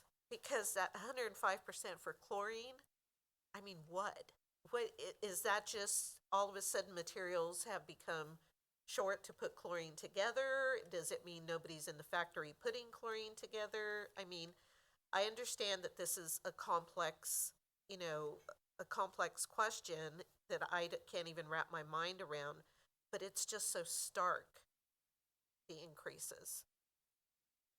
Did that make sense? It does, yes, ma'am. I mean, the increases are quite significant, and the reasoning behind different commodities and different changes in prices, I mean, it can vary. I believe that the procurement plan process that we use will try to absorb some of that price gouging that you mentioned, but nevertheless, we still receive some bids that are somewhat above what we usually receive.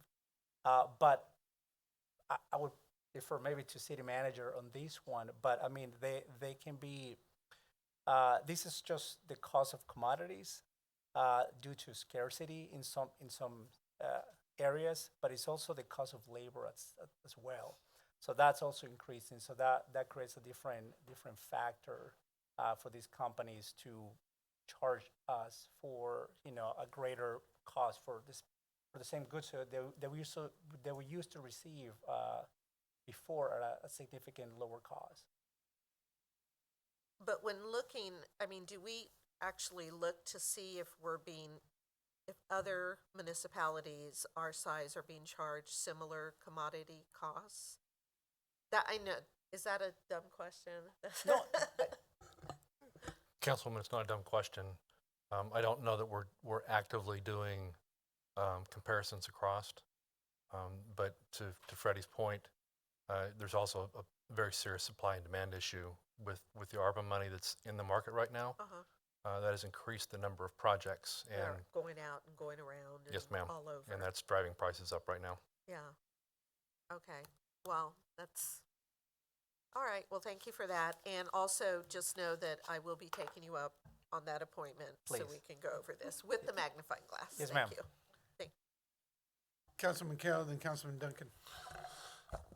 Have we looked at any long-term contract pricing with anyone? Because a good example is, Southwest Airlines, late 90s, they contracted out gas prices for like 10 years, and then gas prices shot up, and they were the leader in air flight for the early 2000s.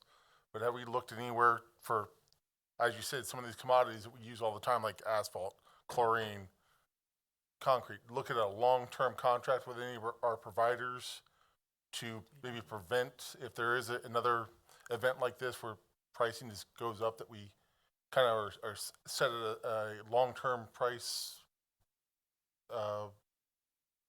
that will benefit us and them? So, Councilman, one of the things we are doing, and I can use fuel specifically, we do have some long-term contracts in place with variables tied to metrics, and so we're not able to lock in a fuel price, but we can as a percentage of some standardized measurements. Councilman Duncan. Thank you, Mayor. On May 16th, it says yearly programs.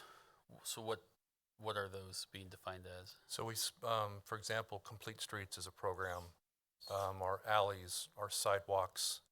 We have programs that we historically fund on an annualized basis. So in the last several years, since I'm looking, which I don't see on here, so I'm assuming we're not doing it. We've had a CIP workshop.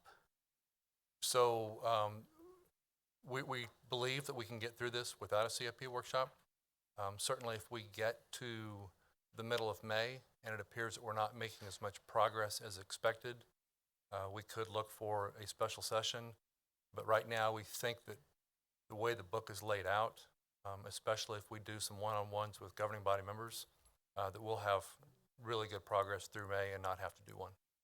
So I guess what I don't see then, I'm not trying to drag out this process, I promise, but that means we don't have time set aside to hear from the police chief, the fire chief, the IT department, specifically to talk about their needs or changes individually. And I guess that's something we can talk about if that's not programmed. But I will tell you, I remember a few years ago, had we not had that sit down with the fire chief, we wouldn't have moved up. I think it was radios that they really turned out they needed. But we didn't know that until we had the CIP conversation with those actual department heads to say, oh, you need that now? Let's do that for you. And so I think one year we also cut something they didn't want us to cut. But so I'm okay with that. It's a different process, so I'm trying to wrap my head around. Every department head has had the opportunity to weigh in on this one. And we have done some back and forth to manage the expectations and our request to the governing body. We're not going to ask for $50 million a year for GO bonds, for example. Right, but at this point, the way the process is laid out, we aren't going to have those. No, sir. Okay. So, June 6th it's a second dot on here. So that's supposed to be June 6th as you would like approval by? It's a rough target right now. You know, we'll gauge based on how we go through the month of May. If we're being slow, we'll push that deadline back. Okay. So I will, for the fourth consecutive year, express what I really don't like about this process, which I don't like about anything we would do, is there's so much in one document that we were asked to vote on. And I still believe that at some point, hopefully this can be broken down every year into voting on these in pieces, whether that's department or category related. And I know it's not going to happen, and that's fine. I'm going to say it for the fourth year in a row, because I think what happens is there are projects some of us would like to spend some more time on, but we don't because of the rush we have to finish the whole thing by this date and get a one big vote, and then we're sitting here saying, well, then I either have to vote yes on this whole entire thing, or I can't spend some more time. So, and it's fine. I know that's not going to change, but I'm going to put it back out to the universe for one So, more year. Councilmember, one thing we have done in response to your request is you'll find some work that Adam has done to highlight specifically changes in the book. How the book has been arranged in the past, it was a little more overwhelming because it looked like you were approving 400 pages. The way it's been split out right now, as you get into it, I think you're going to find some small subsets. And that will allow us to address new projects as opposed to ones that you've already approved, just so that you've got some better eyes on the new stuff. Gotcha. Thank you. Councilwoman Valdivia-Acala. Thank you, Mayor. Okay, in addition to what Councilman Duncan said about usually we have the workshop and the presentations by the different directors. So you're saying we're not doing that, city manager, but during this time up until June, are we going to have presentations by these directors here? So typically those director presentations are for the annual budget, the operational budget. We did not do director budgets or director presentations in last year's setup. And honestly, I don't recall doing one 2 years ago. We didn't have a CIP workshop? We've had a CIP workshop. I think last year we did it at night. Oh, yes. But I think with what we've got right now, we don't think there's going to be the need to ask for your extra time. We can always do one. We're just trying to be respectful. I understand that it's probably not popular to say let's have one. My concern is that, and I understand that, with Director Mywin, is that I'm going to have a one-on-one meeting with him. I think that my concern is that even if a lot of people may not understand the CIP that watch the city council meetings. It, it lacks transparency to me with not having that more open dialogue and sit down and discussing it more in depth. It's still hard as I continue to learn to kind of wrap my own head around this, but, and I know people don't like to have those long meetings, and I get it, but I think I would be in favor of going back to that system. That's my 2 cents. Thank you, Mayor. Councilman Emerson. Not a question, but just following up on what Councilwoman Alcala said. You know, when we come to our budget time, it's always like 99% of it's set in stone, right? Because like 85% of it is, frankly, police and fire, and in the general fund. But this is our only discretionary spending we do, and so it's hugely important. I guess just a plug for everyone to really dive into this and give it the time, because this is basically all the discretionary spending we do as a city. Everything else is kind of spoken for in the budget every year. Thanks. Councilwoman Ortiz. Thank you, Mr. Mayor. I would vote to have those meetings. Other than that, I'll probably tie up staff, because there's always something new in those books. And if you can come to the meetings, you can come. And if you don't want to, you don't have to. But I totally agree. You know, there's always something that's twisted or turned or taken out or putting in or whatever. And I just think this brings it to the forefront. It gives us all something to think about. And also, not only that, you know, we have a new person on board, and that way, sometimes you learn off of your colleagues' questions. Sometimes you don't learn off your colleagues' questions. So, you know, I just hate that we're going down that route. So I would vote in favor of it, and it never hurt us before. Thank you, Mr. Mayor. Councilwoman Hiller. Thank you, Mayor. If I can back up to a little bit big picture, my 14 years are going to show here. We've spent steadily time since 2009, when I came on, at trying to reduce our debt load so that the dollars were available for paying for things in cash. When we run the numbers, it's often no less than 25% markup to bond anything. And it depends, it's gone up to, depending on interest rates, 60% markup since I've been on this council. And that is just a shame. And I do hope overall, as we talk about these various things, and I know it can make people's heads hurt, but instead of just talking about percents, when you learn that 0.5% is $2 million, you know, I would ask that as many times as it works, to use dollars, not just percents, because all of us, you know, when we were talking about doubling the price of chlorine, it could be 100% up because it went from $1 to $2. But something else that goes up from $20 to $25, that's $5. And so the dollars matter in trying to follow it and understand what we're really talking about. With that then, and I have other colleagues that either want to reduce taxes or have joined the discussion about minimizing our bonding to the extent possible. Where we were a year ago, let's say, was we had minimized, we'd reduced how much we were bonding, reduced then our overall debt load, and had more cash available. We are at a point now, so all that was left was to get all the maintenance and the small projects out of the CIP and back into the operating budget.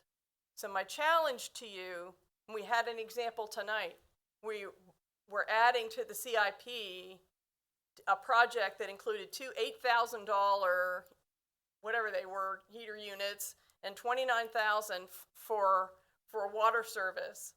The slide that you showed at the beginning of the show said that we don't even count, and again, we got to this over the years, but Our threshold for bonding a project is $125,000, not 25, not 50. But when we were making the progress to get out of bonding, we said, well, let's go ahead though and continue including any capital projects that really aren't routine maintenance or even long-term maintenance. Let's go ahead and call them projects, but they don't belong in the GO bond bucket. A real problem that we've had along that way then is the staff recommending, and we've gone along with it, to lump projects together. The way we got in trouble on that at first was just taking projects. At the time we had the zoo, so I'll use the zoo. And because all the projects were like $20,000, they'd lump them together and make them $100,000 projects so they were eligible for bonding. But they weren't big projects, they were small projects. And we've gotten to the point where now in the firm classification, for instance, we're just doing repairs. Those arguably should not be in our capital budget at all.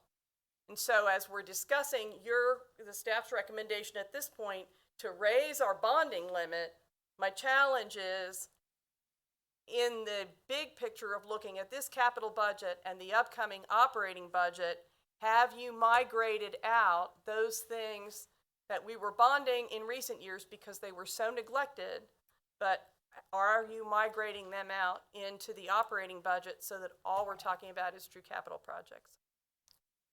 We're not that far into the operating budget. I don't have a direct answer for you.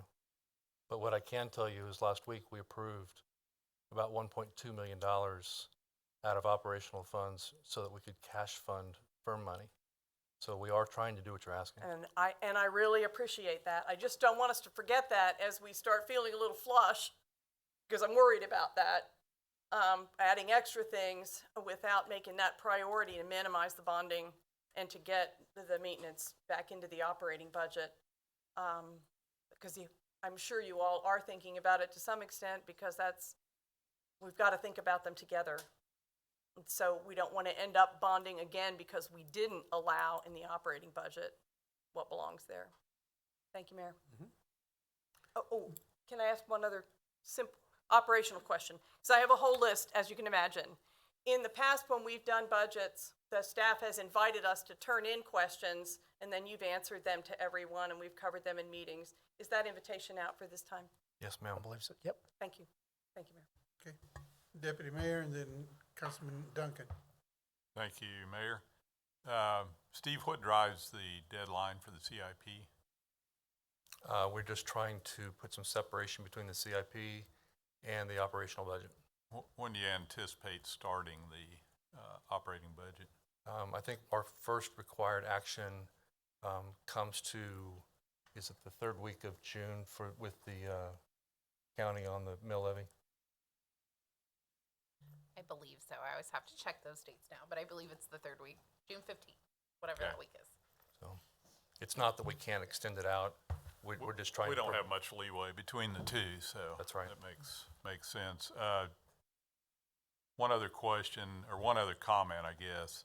I would like us, as we go through this process, to think again, as we did 3 years ago, perhaps, about the entire process, and at what point does the city council make decisions on particularly the large projects? And I know we addressed some of that a few years ago with the ordinance, and there are some projects that come in front of the council for approval. But I think, the way the CIP is laid out with the three-year CIP, and most projects take 2 to 3 years to construct, so that all kind of makes sense. I mean, you're looking at projects that we're most likely going to do in that window. Beyond that, yeah, we might do them, we might not. Things might change by the time we get to year 7 or whatever. But if we stay in that, approving that CIB as projects that are ready for design, ready to get moving. But I think we really need to look at when does that project come back. And this is really in light of what we saw here today. As fast as construction costs are going up, as the effect of inflation, at some point we're simply going to have to say, this would be nice And it seemed nice 2 years ago, but we can't afford it. And in fact, every city's gonna eventually do that, and then we're gonna see prices start down. So I'm not gonna recommend anything right now, but I think as we go along, we need to look at the process of bringing every single large project in front of the council for approval at some point, and reapproving projects that start increasing in price. It's part of our job, and at some point that disappeared. I don't know when that was, but I think we've done a good job up to now, but I think it's tantamount that we pay more attention. We're spending $6 million or $8 million or $30 million on a single project. It needs to be in front of the council for discussion 2 or 3 times in the process. Thank you very much. Councilman Duncan? We may have caught ourselves up because we did this last year, but I remember last year as we got towards the end there, we realized there were a lot of projects that had been on the books for 10 years. There were some other projects, if you recall, we realized, we took care of that with that program, but it was still in our CIP. And so we sort of did that audit, if you will, that gave us all those programs that many of them we were able to eliminate or shift to other areas. So like I said, we may be caught up on that, but has that been done again as we move every year forward or become part of the process each year to take a look, do one of those look backs to just see if there's anything else that's similar to what we did last year? I'm not positive, Councilman, what you're referring to, other than at the end of the year, we did have 3 large projects that we requested some approval for. There were, I'll pull it somewhere. There's a report because I remember Councilmember Hiller started and said, didn't we do this? It's the year-end financial report with it. Yeah, but it became part of the CIP. So I'll find it. I'll dig it up somewhere. But it basically was an audit of our own CIP, and we were able to shed some dollars out of that. So. That we are doing. I mean, we do that on a regular basis. In fact, we just closed, or in the process of closing, our year-end 22, and that is part of that closed process. Okay, thank you. Councilwoman Valdivia Acala? Thank you, Mayor. I really like what Councilman Dobler said about big projects coming before us. And you're saying, Councilman, kind of like a piecemeal kind of approach instead of big blobby, right? I didn't have a better word. Is that a technical term? It big is. blobby? It is big blobby. It's Yeah. actually council jargon now. If I may, Mayor. Yes, Deputy Mayor. Typical processes that I've seen other places and City of Topeka used to do, the first approval is the CIP out beyond 3 years. So a project comes along, we know we need to do it, it gets approved, and it may be plus or minus 20, 30% at that point. You don't know what it's going to cost, but it's out there, and so that's the first time it shows up in this process. And then you get to that 3-year window, and you have a good idea of what it costs and the need for it, and it gets approved again in this process. So there's 2 times. And then I feel, and I think there's a limit. We don't want to be approving every sidewalk project. That used to be the process, and that's silly. But over a certain limit, a project budget that says, we've done the engineering, we think we know what this is going to cost. That should come before the council, and it does right now for some projects, but not all. So that would be 3 bites of the apple at that point. 3 times that we would see it, and it might be over a 7-year period or something like that, but at least we'd be able to see it before it goes out to bid. Can I, Mayor? Okay, so thank you for that, and I really like that idea. So I don't know how that all becomes fleshed out, if that just becomes a part of the process or any kind of resolution, or if this becomes an ordinance or something like that.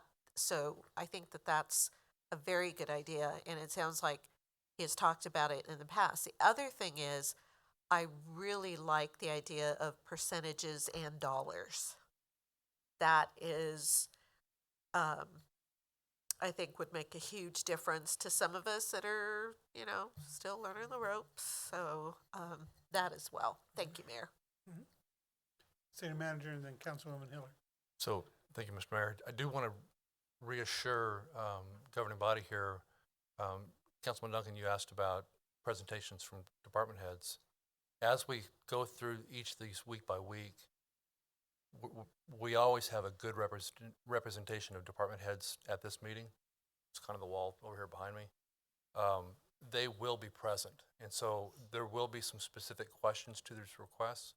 We will have the expertise available for the governing body as we come up with these projects. Thank you. Councilwoman Hiller? Thank you, Mayor. Just to kind of pick up on a couple of the threads that are going here, I think that this, we could be pulling both ends to the middle in terms of what Councilman Dobler was talking about. One of the steps has already happened thanks to current leadership staff and this body, and that was, I guess dollar-wise, it was just last week that we recreated the engineering fund. And what was happening was because the engineering was all tied in with the project itself, the leadership staff was saying, we gotta move this project now. And once the engineering is separate, then those projects can come back as they used to when the engineering is done and the final project estimates are made. That's when they would come back. They'd move, as Councilman Dobler pointed out, way out, then move up into the 3-year CIB. The engineering would be done. They'd come back for final approval when the final cost estimates were there and it really was ready to go. And that worked pretty well. Combine that with then getting all these small projects back out of the CIP, there aren't as many projects that are really the big projects, aside from the time I was on council, because that changed even in the last 14 years. But having been what I called a city hall rat for a long time through even the different forms of government, the projects always came back like that, and really they didn't take much time because people had seen them before for the most part. They were detailed out in a similar way, that not a full page, but just on the agenda, and people could ask questions, but it required a disclosure as to what the original estimate had been and what the final project budget was going to be. So it helped the staff to kind of shoot for keeping it there, and did let the council or whoever the governing body was know if there was a difference and why. It also then was a much closer in terms of triggering timing for the community to know that that project was going to start. So a lot of ways that it worked, and we really are hopefully getting closer to it working easily if we chose. Thank you. Further discussion? Questions? Okay. Thank you, City Manager. Thank you, Freddie. Thank you, Adam. Move on to public comment. I only have one person signed up, but I don't see him in the audience. Is he online? Back in the corner. I can't see him from behind the Past the podium. podium. There you go, see? Do that again, Luzone. When you like that, I can see you.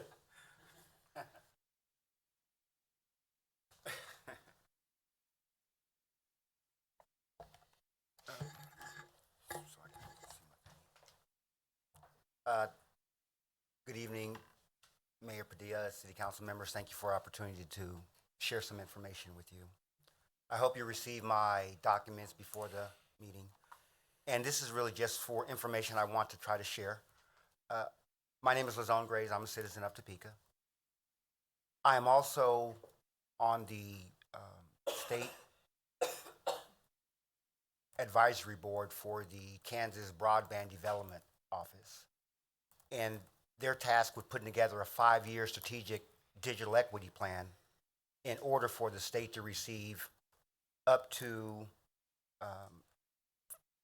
$500 million for a BEAD program, and I provided the acronyms in my documents there, and possibly up to $100 million for digital equity specifically. That's not broadband development or deployment. And so I wanted to share this information with the city of Topeka because with that kind of money there, these will be competitive bids across the state, and so that those who know about the information can start planning, preparing for those opportunities to apply for funding now. And it covers specific terms like covered populations. there's a contractor called Celerity who's sort of overseeing the broadband office and that 5-year digital plan. The broadband office has been going across the state doing a roadshow gathering input and data. And Celerity is going to follow up, really trying to speak with those stakeholder agencies and organizations, entities that have direct responsibilities to people in the covered populations. I don't have all of the information or expertise of various populations. I can't tell anything about the aging population, the veterans. I am a veteran, but I don't understand those. So what I'm trying to do is to solicit support and help on identifying those agencies or organizations in Topeka, but really statewide. Some of the agencies here may know they're equal across the state, to reach out to the Celerity and the broadband office to provide their individual expertise, knowledge, and input on how digital equity or inequity is impacting their populations.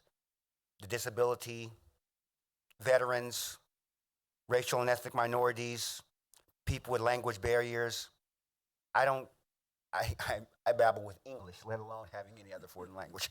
So I cannot be the voice or the expertise for those populations. I have provided the contact of Celerity on one of the pages there, so that if anyone wants to contact them, that's fine. I know the city supports different nonprofits in this community for years. So there are agencies who have expertise with these populations. They may not answer my call or email, but hopefully you can reach out to them, share this information, and have them give 15 minutes to share their information, input, and contact information about this very important state plan.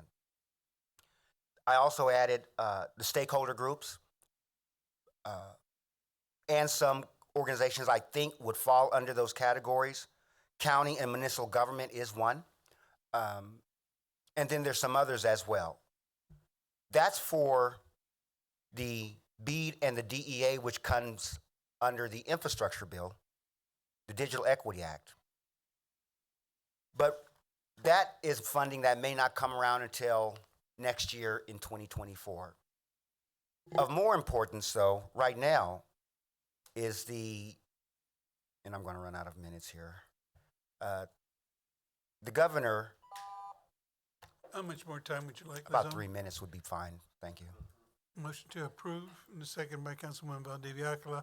All those in favor say aye. Aye. Okay, proceed. Thank you. Coming really fast is under the governor, who had like $1 billion under the state ARPA funds, and then some have had been appropriated and recommended. $5 million from the Spark Committee was recommended for digital equity, devices, training, public Wi-Fi, multi-purpose community facilities. And we have made great gains on that because under the ARPA funds, even the CRC, those 4 locations really are the multi-purpose community facilities. And this will give us an opportunity to tap into other funds to do things that could not get funded. And when the Digital Equity Act funds come in 2024, we should be able to cap off not just those 4 projects, but here's an opportunity of really looking at our city and saying, what can we do to utilize these funds? $20 million is a lot. There's a lot of, Topeka is really probably ahead of the game of understanding and having the knowledge by having TSC Get Digital, a local coalition, support from our city, leadership within the city. So I wanted to at least let the city know that these funds, the $20 million, $5 million from the Spark recommendations, and the Treasury a few weeks ago announced an additional $15 million. And these dollars will probably go out for bid before the year's end, around September, through the Kansas Broadband Development Office. Again, they will be competitive across the state. I want to make sure that Topeka has a good plan and a good standing, in good position, so that we can really apply for some of these funds. And the $20 million on the state ARPA funds has nothing to do with the BEAD Act or the Digital Equity Act, on which I'm on the advisory board. So I don't have, that's a different pot of money right there. So, and that doesn't really require the $20 million to speak with Celerity because they have nothing to do with that. So finally, I really do want you all to try to find people entities, stakeholders who can speak with, whether it's the broadband office, Kimberlyn Jones, who's the Digital Equity Program Manager, but really Celerity, Brittany Byer, because they want to speak directly, with people. Veterans have telehealth. That's a part of the issue. Evening after school weekend programs in these neighborhoods, that's going to be an issue. Digital equity, digital literacy, and skills training is going to be even a bigger issue. Finally, on one page, from Celerity, they provided definitions of anchor institutions, in case you don't know. And on the final page, there's a page that I hope you can share with chambers in business, because it provides the argument on why is digital equity important to the business community. Thank you for your time. Thank you, sir. Councilwoman? You can say no. I know it's unusual to ask questions, but, we spun that coalition off out of Public Health and Safety Committee. And I was just wondering whether that council isn't handling some of that. Wanted to ask, but I can ask Go ahead. later. Okay. Lazone, if I can ask you, you were part of, I appreciate so much all that you do, and you were part of that group that ended up forming, thanks to Councilman Dobler as well, through the Public Health and Safety Committee, but it seemed self-sustaining and complete enough that it spun off on its own, and we haven't had it internally in one of the city committees. Are you just wanting to alert us about these things, or are you feeling like, I guess my thought was that committee was representative of seniors, persons with disabilities, all sorts of groups, and would take the lead in seeking funding and implementing what we needed? Well, TSC Get Digital isn't a formal group, so it can't formally ask for anything. And people are busy with what they do. If they're not passionate about it, maybe they'll attend, maybe they won't. There's really sort of only a small core group of people, and I'm so into this here that I'm gathering information. I share a lot of it with the group. Right. But so out of 4 organizations, or even 6, there are a lot more other organizations. There's no one really on there that talks about with the language, barriers. So I come to you because you know a lot of agencies and organizational leaders who may not know, who may not be watching this, hopes in encouraging you to share the information and having them share what they believe there's either a digital equity problem or they're not. But can we send them to your group? I mean, what do we do? There's been always a call out for more to be a part of the group. Uh-huh. But if they don't want to, you can't force anybody to the table. Maybe this isn't sexy or important to them. Each individual organization in the group has an ability to apply for funds. Libraries and schools, they get certain pots of funds on their own. And then the city can apply for some funds as well. We all have our independent abilities of applying for funds, but TSC Get Digital doesn't have any ability to apply for funds because it's not a formal group. The city will have its funds, the county will have its funds, different organizations will have their funds, but more importantly, the Strategic Digital Equity Plan is really about gathering input about that 5-year plan for Kansas, but we have to make sure that what is good for Kansas is going to be different for Chanute or for Lawrence. And so I want to make sure that our city is well represented on providing information so that when we submit proposals for some of this $20 million and more in the future, that we will sort of have standing because they're getting to know. There was a moderate, decent turnout on the broadband roadshow that was here. I wish there were more, but there wasn't. Can't change that. And so the state can only do what it can to gather information from the community and get this information. And that's why I'm here trying to get your help on getting the word out and getting people who deal with these covered populations so that we have all the information available to put together a great plan. The state cannot get its $100 million or whatever unless that 5-year plan is done and approved by the NTIA next year. And they need to have that information. And if anyone has any questions that I can't answer, I would call Kimberlyn Jones with the broadband office. Her number and her email is there. And maybe have her come and speak with you as a group. Okay. Thank you, Lizone. And if you have further questions, they can do it after the meeting. Okay, we'll move on now to announcements. If the clerk. There's no meeting next week. Could you repeat that? Thank you. City Manager. Nothing tonight, sir. Thank you. Councilman Kell, we'll start with you. Just main thing is like I've been talking about a couple meetings ago, getting out and getting around Topeka and doing events. The old Prairie Town at Wardme Park Historical and Botanical Garden is having the Tulips at Twilight. That's going on until the 23rd, I believe it is. The old Prairie Town area is a little hidden gem in Topeka. So if you haven't been around to it, go to it. If you haven't been around to it in years, go down to it. It's always a nice little thing to get down there and see how they decorate everything every year and see something that you kind of sometimes you take for granted in town. To go down and attend that and see what else is going on in Topeka also. Thank you. Deputy Mayor. You know, I had about 20 minutes worth of comments, but I lost my notes, so I guess I'll pass. Thank you. Nothing, Mayor, thank you. Okay, thank you, Councilman Duncan. Councilwoman Hofer. Nothing. Councilwoman, I want to make sure I get the rotation here. Councilwoman Hiller. Thank you. Thanks for the shout out to District 1. I'll pass the, for Ward Mead, and Noto and Bloom is going on as well, so I'll pass the favor down the line.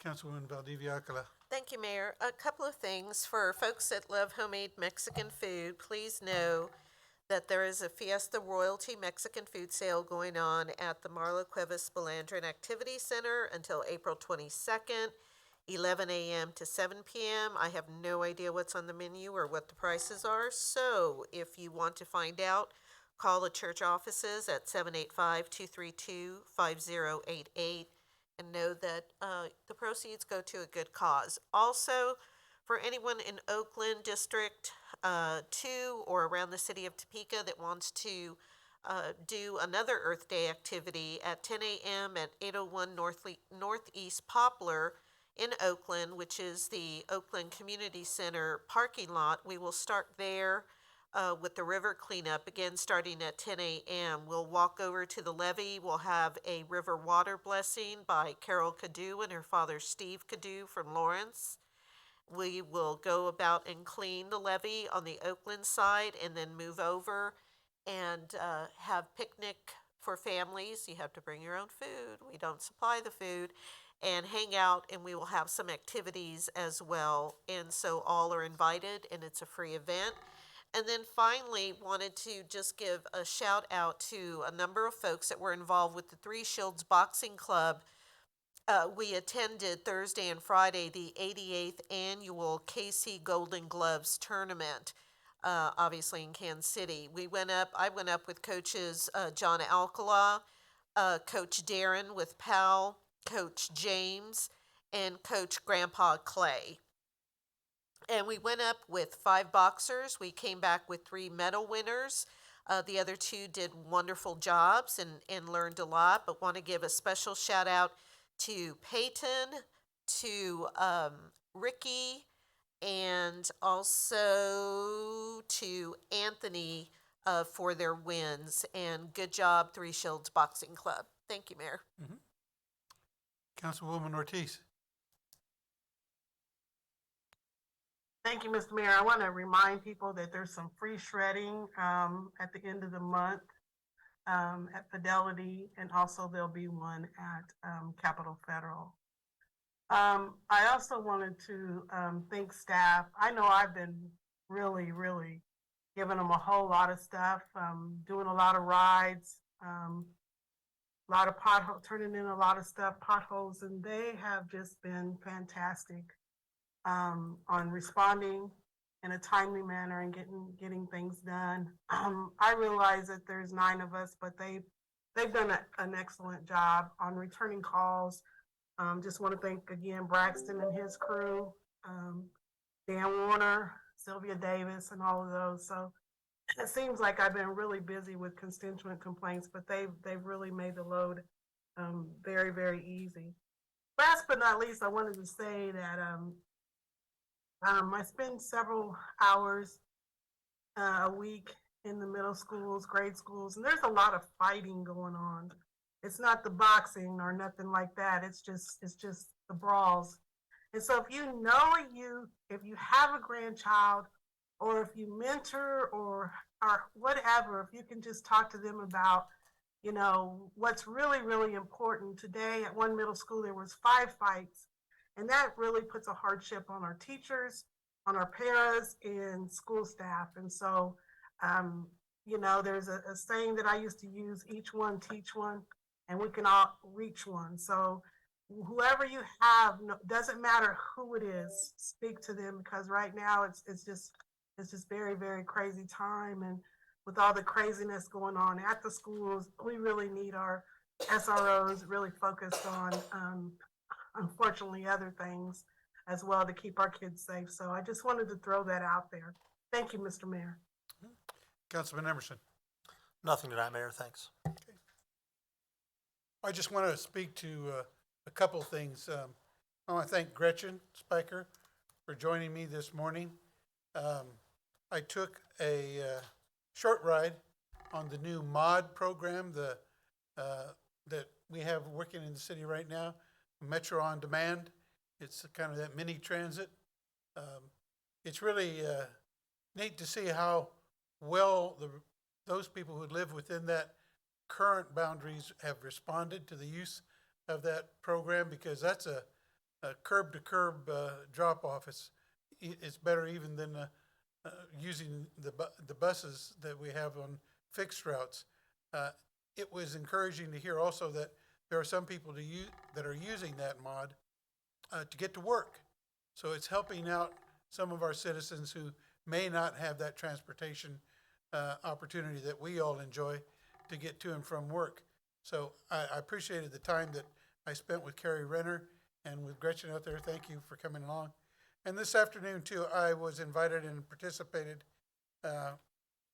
in the commemoration of the Holocaust survivors here in Topeka. It was held at the Ramada Inn. Governor Kelly reading a proclamation and with comments. It was a very good program presented by the local Jewish community. I just want to speak to it because all of us talk about being respectful to each other and keeping our eye out and listening for things that don't complement our community. And when any population is sought out or there is a tension brought to them and violence that comes with it, it's not something that our community needs or wants. So I want to make sure that I make mention of that commemoration so that we never forget and don't repeat the mistakes of our history. So my congratulations to those who put that commemoration on, and that's all I have this evening.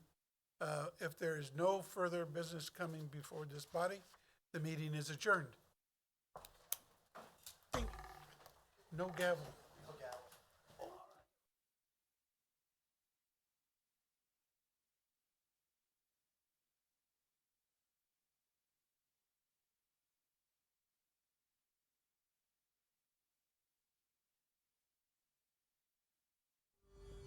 Thanks for watching tonight's City Council meeting.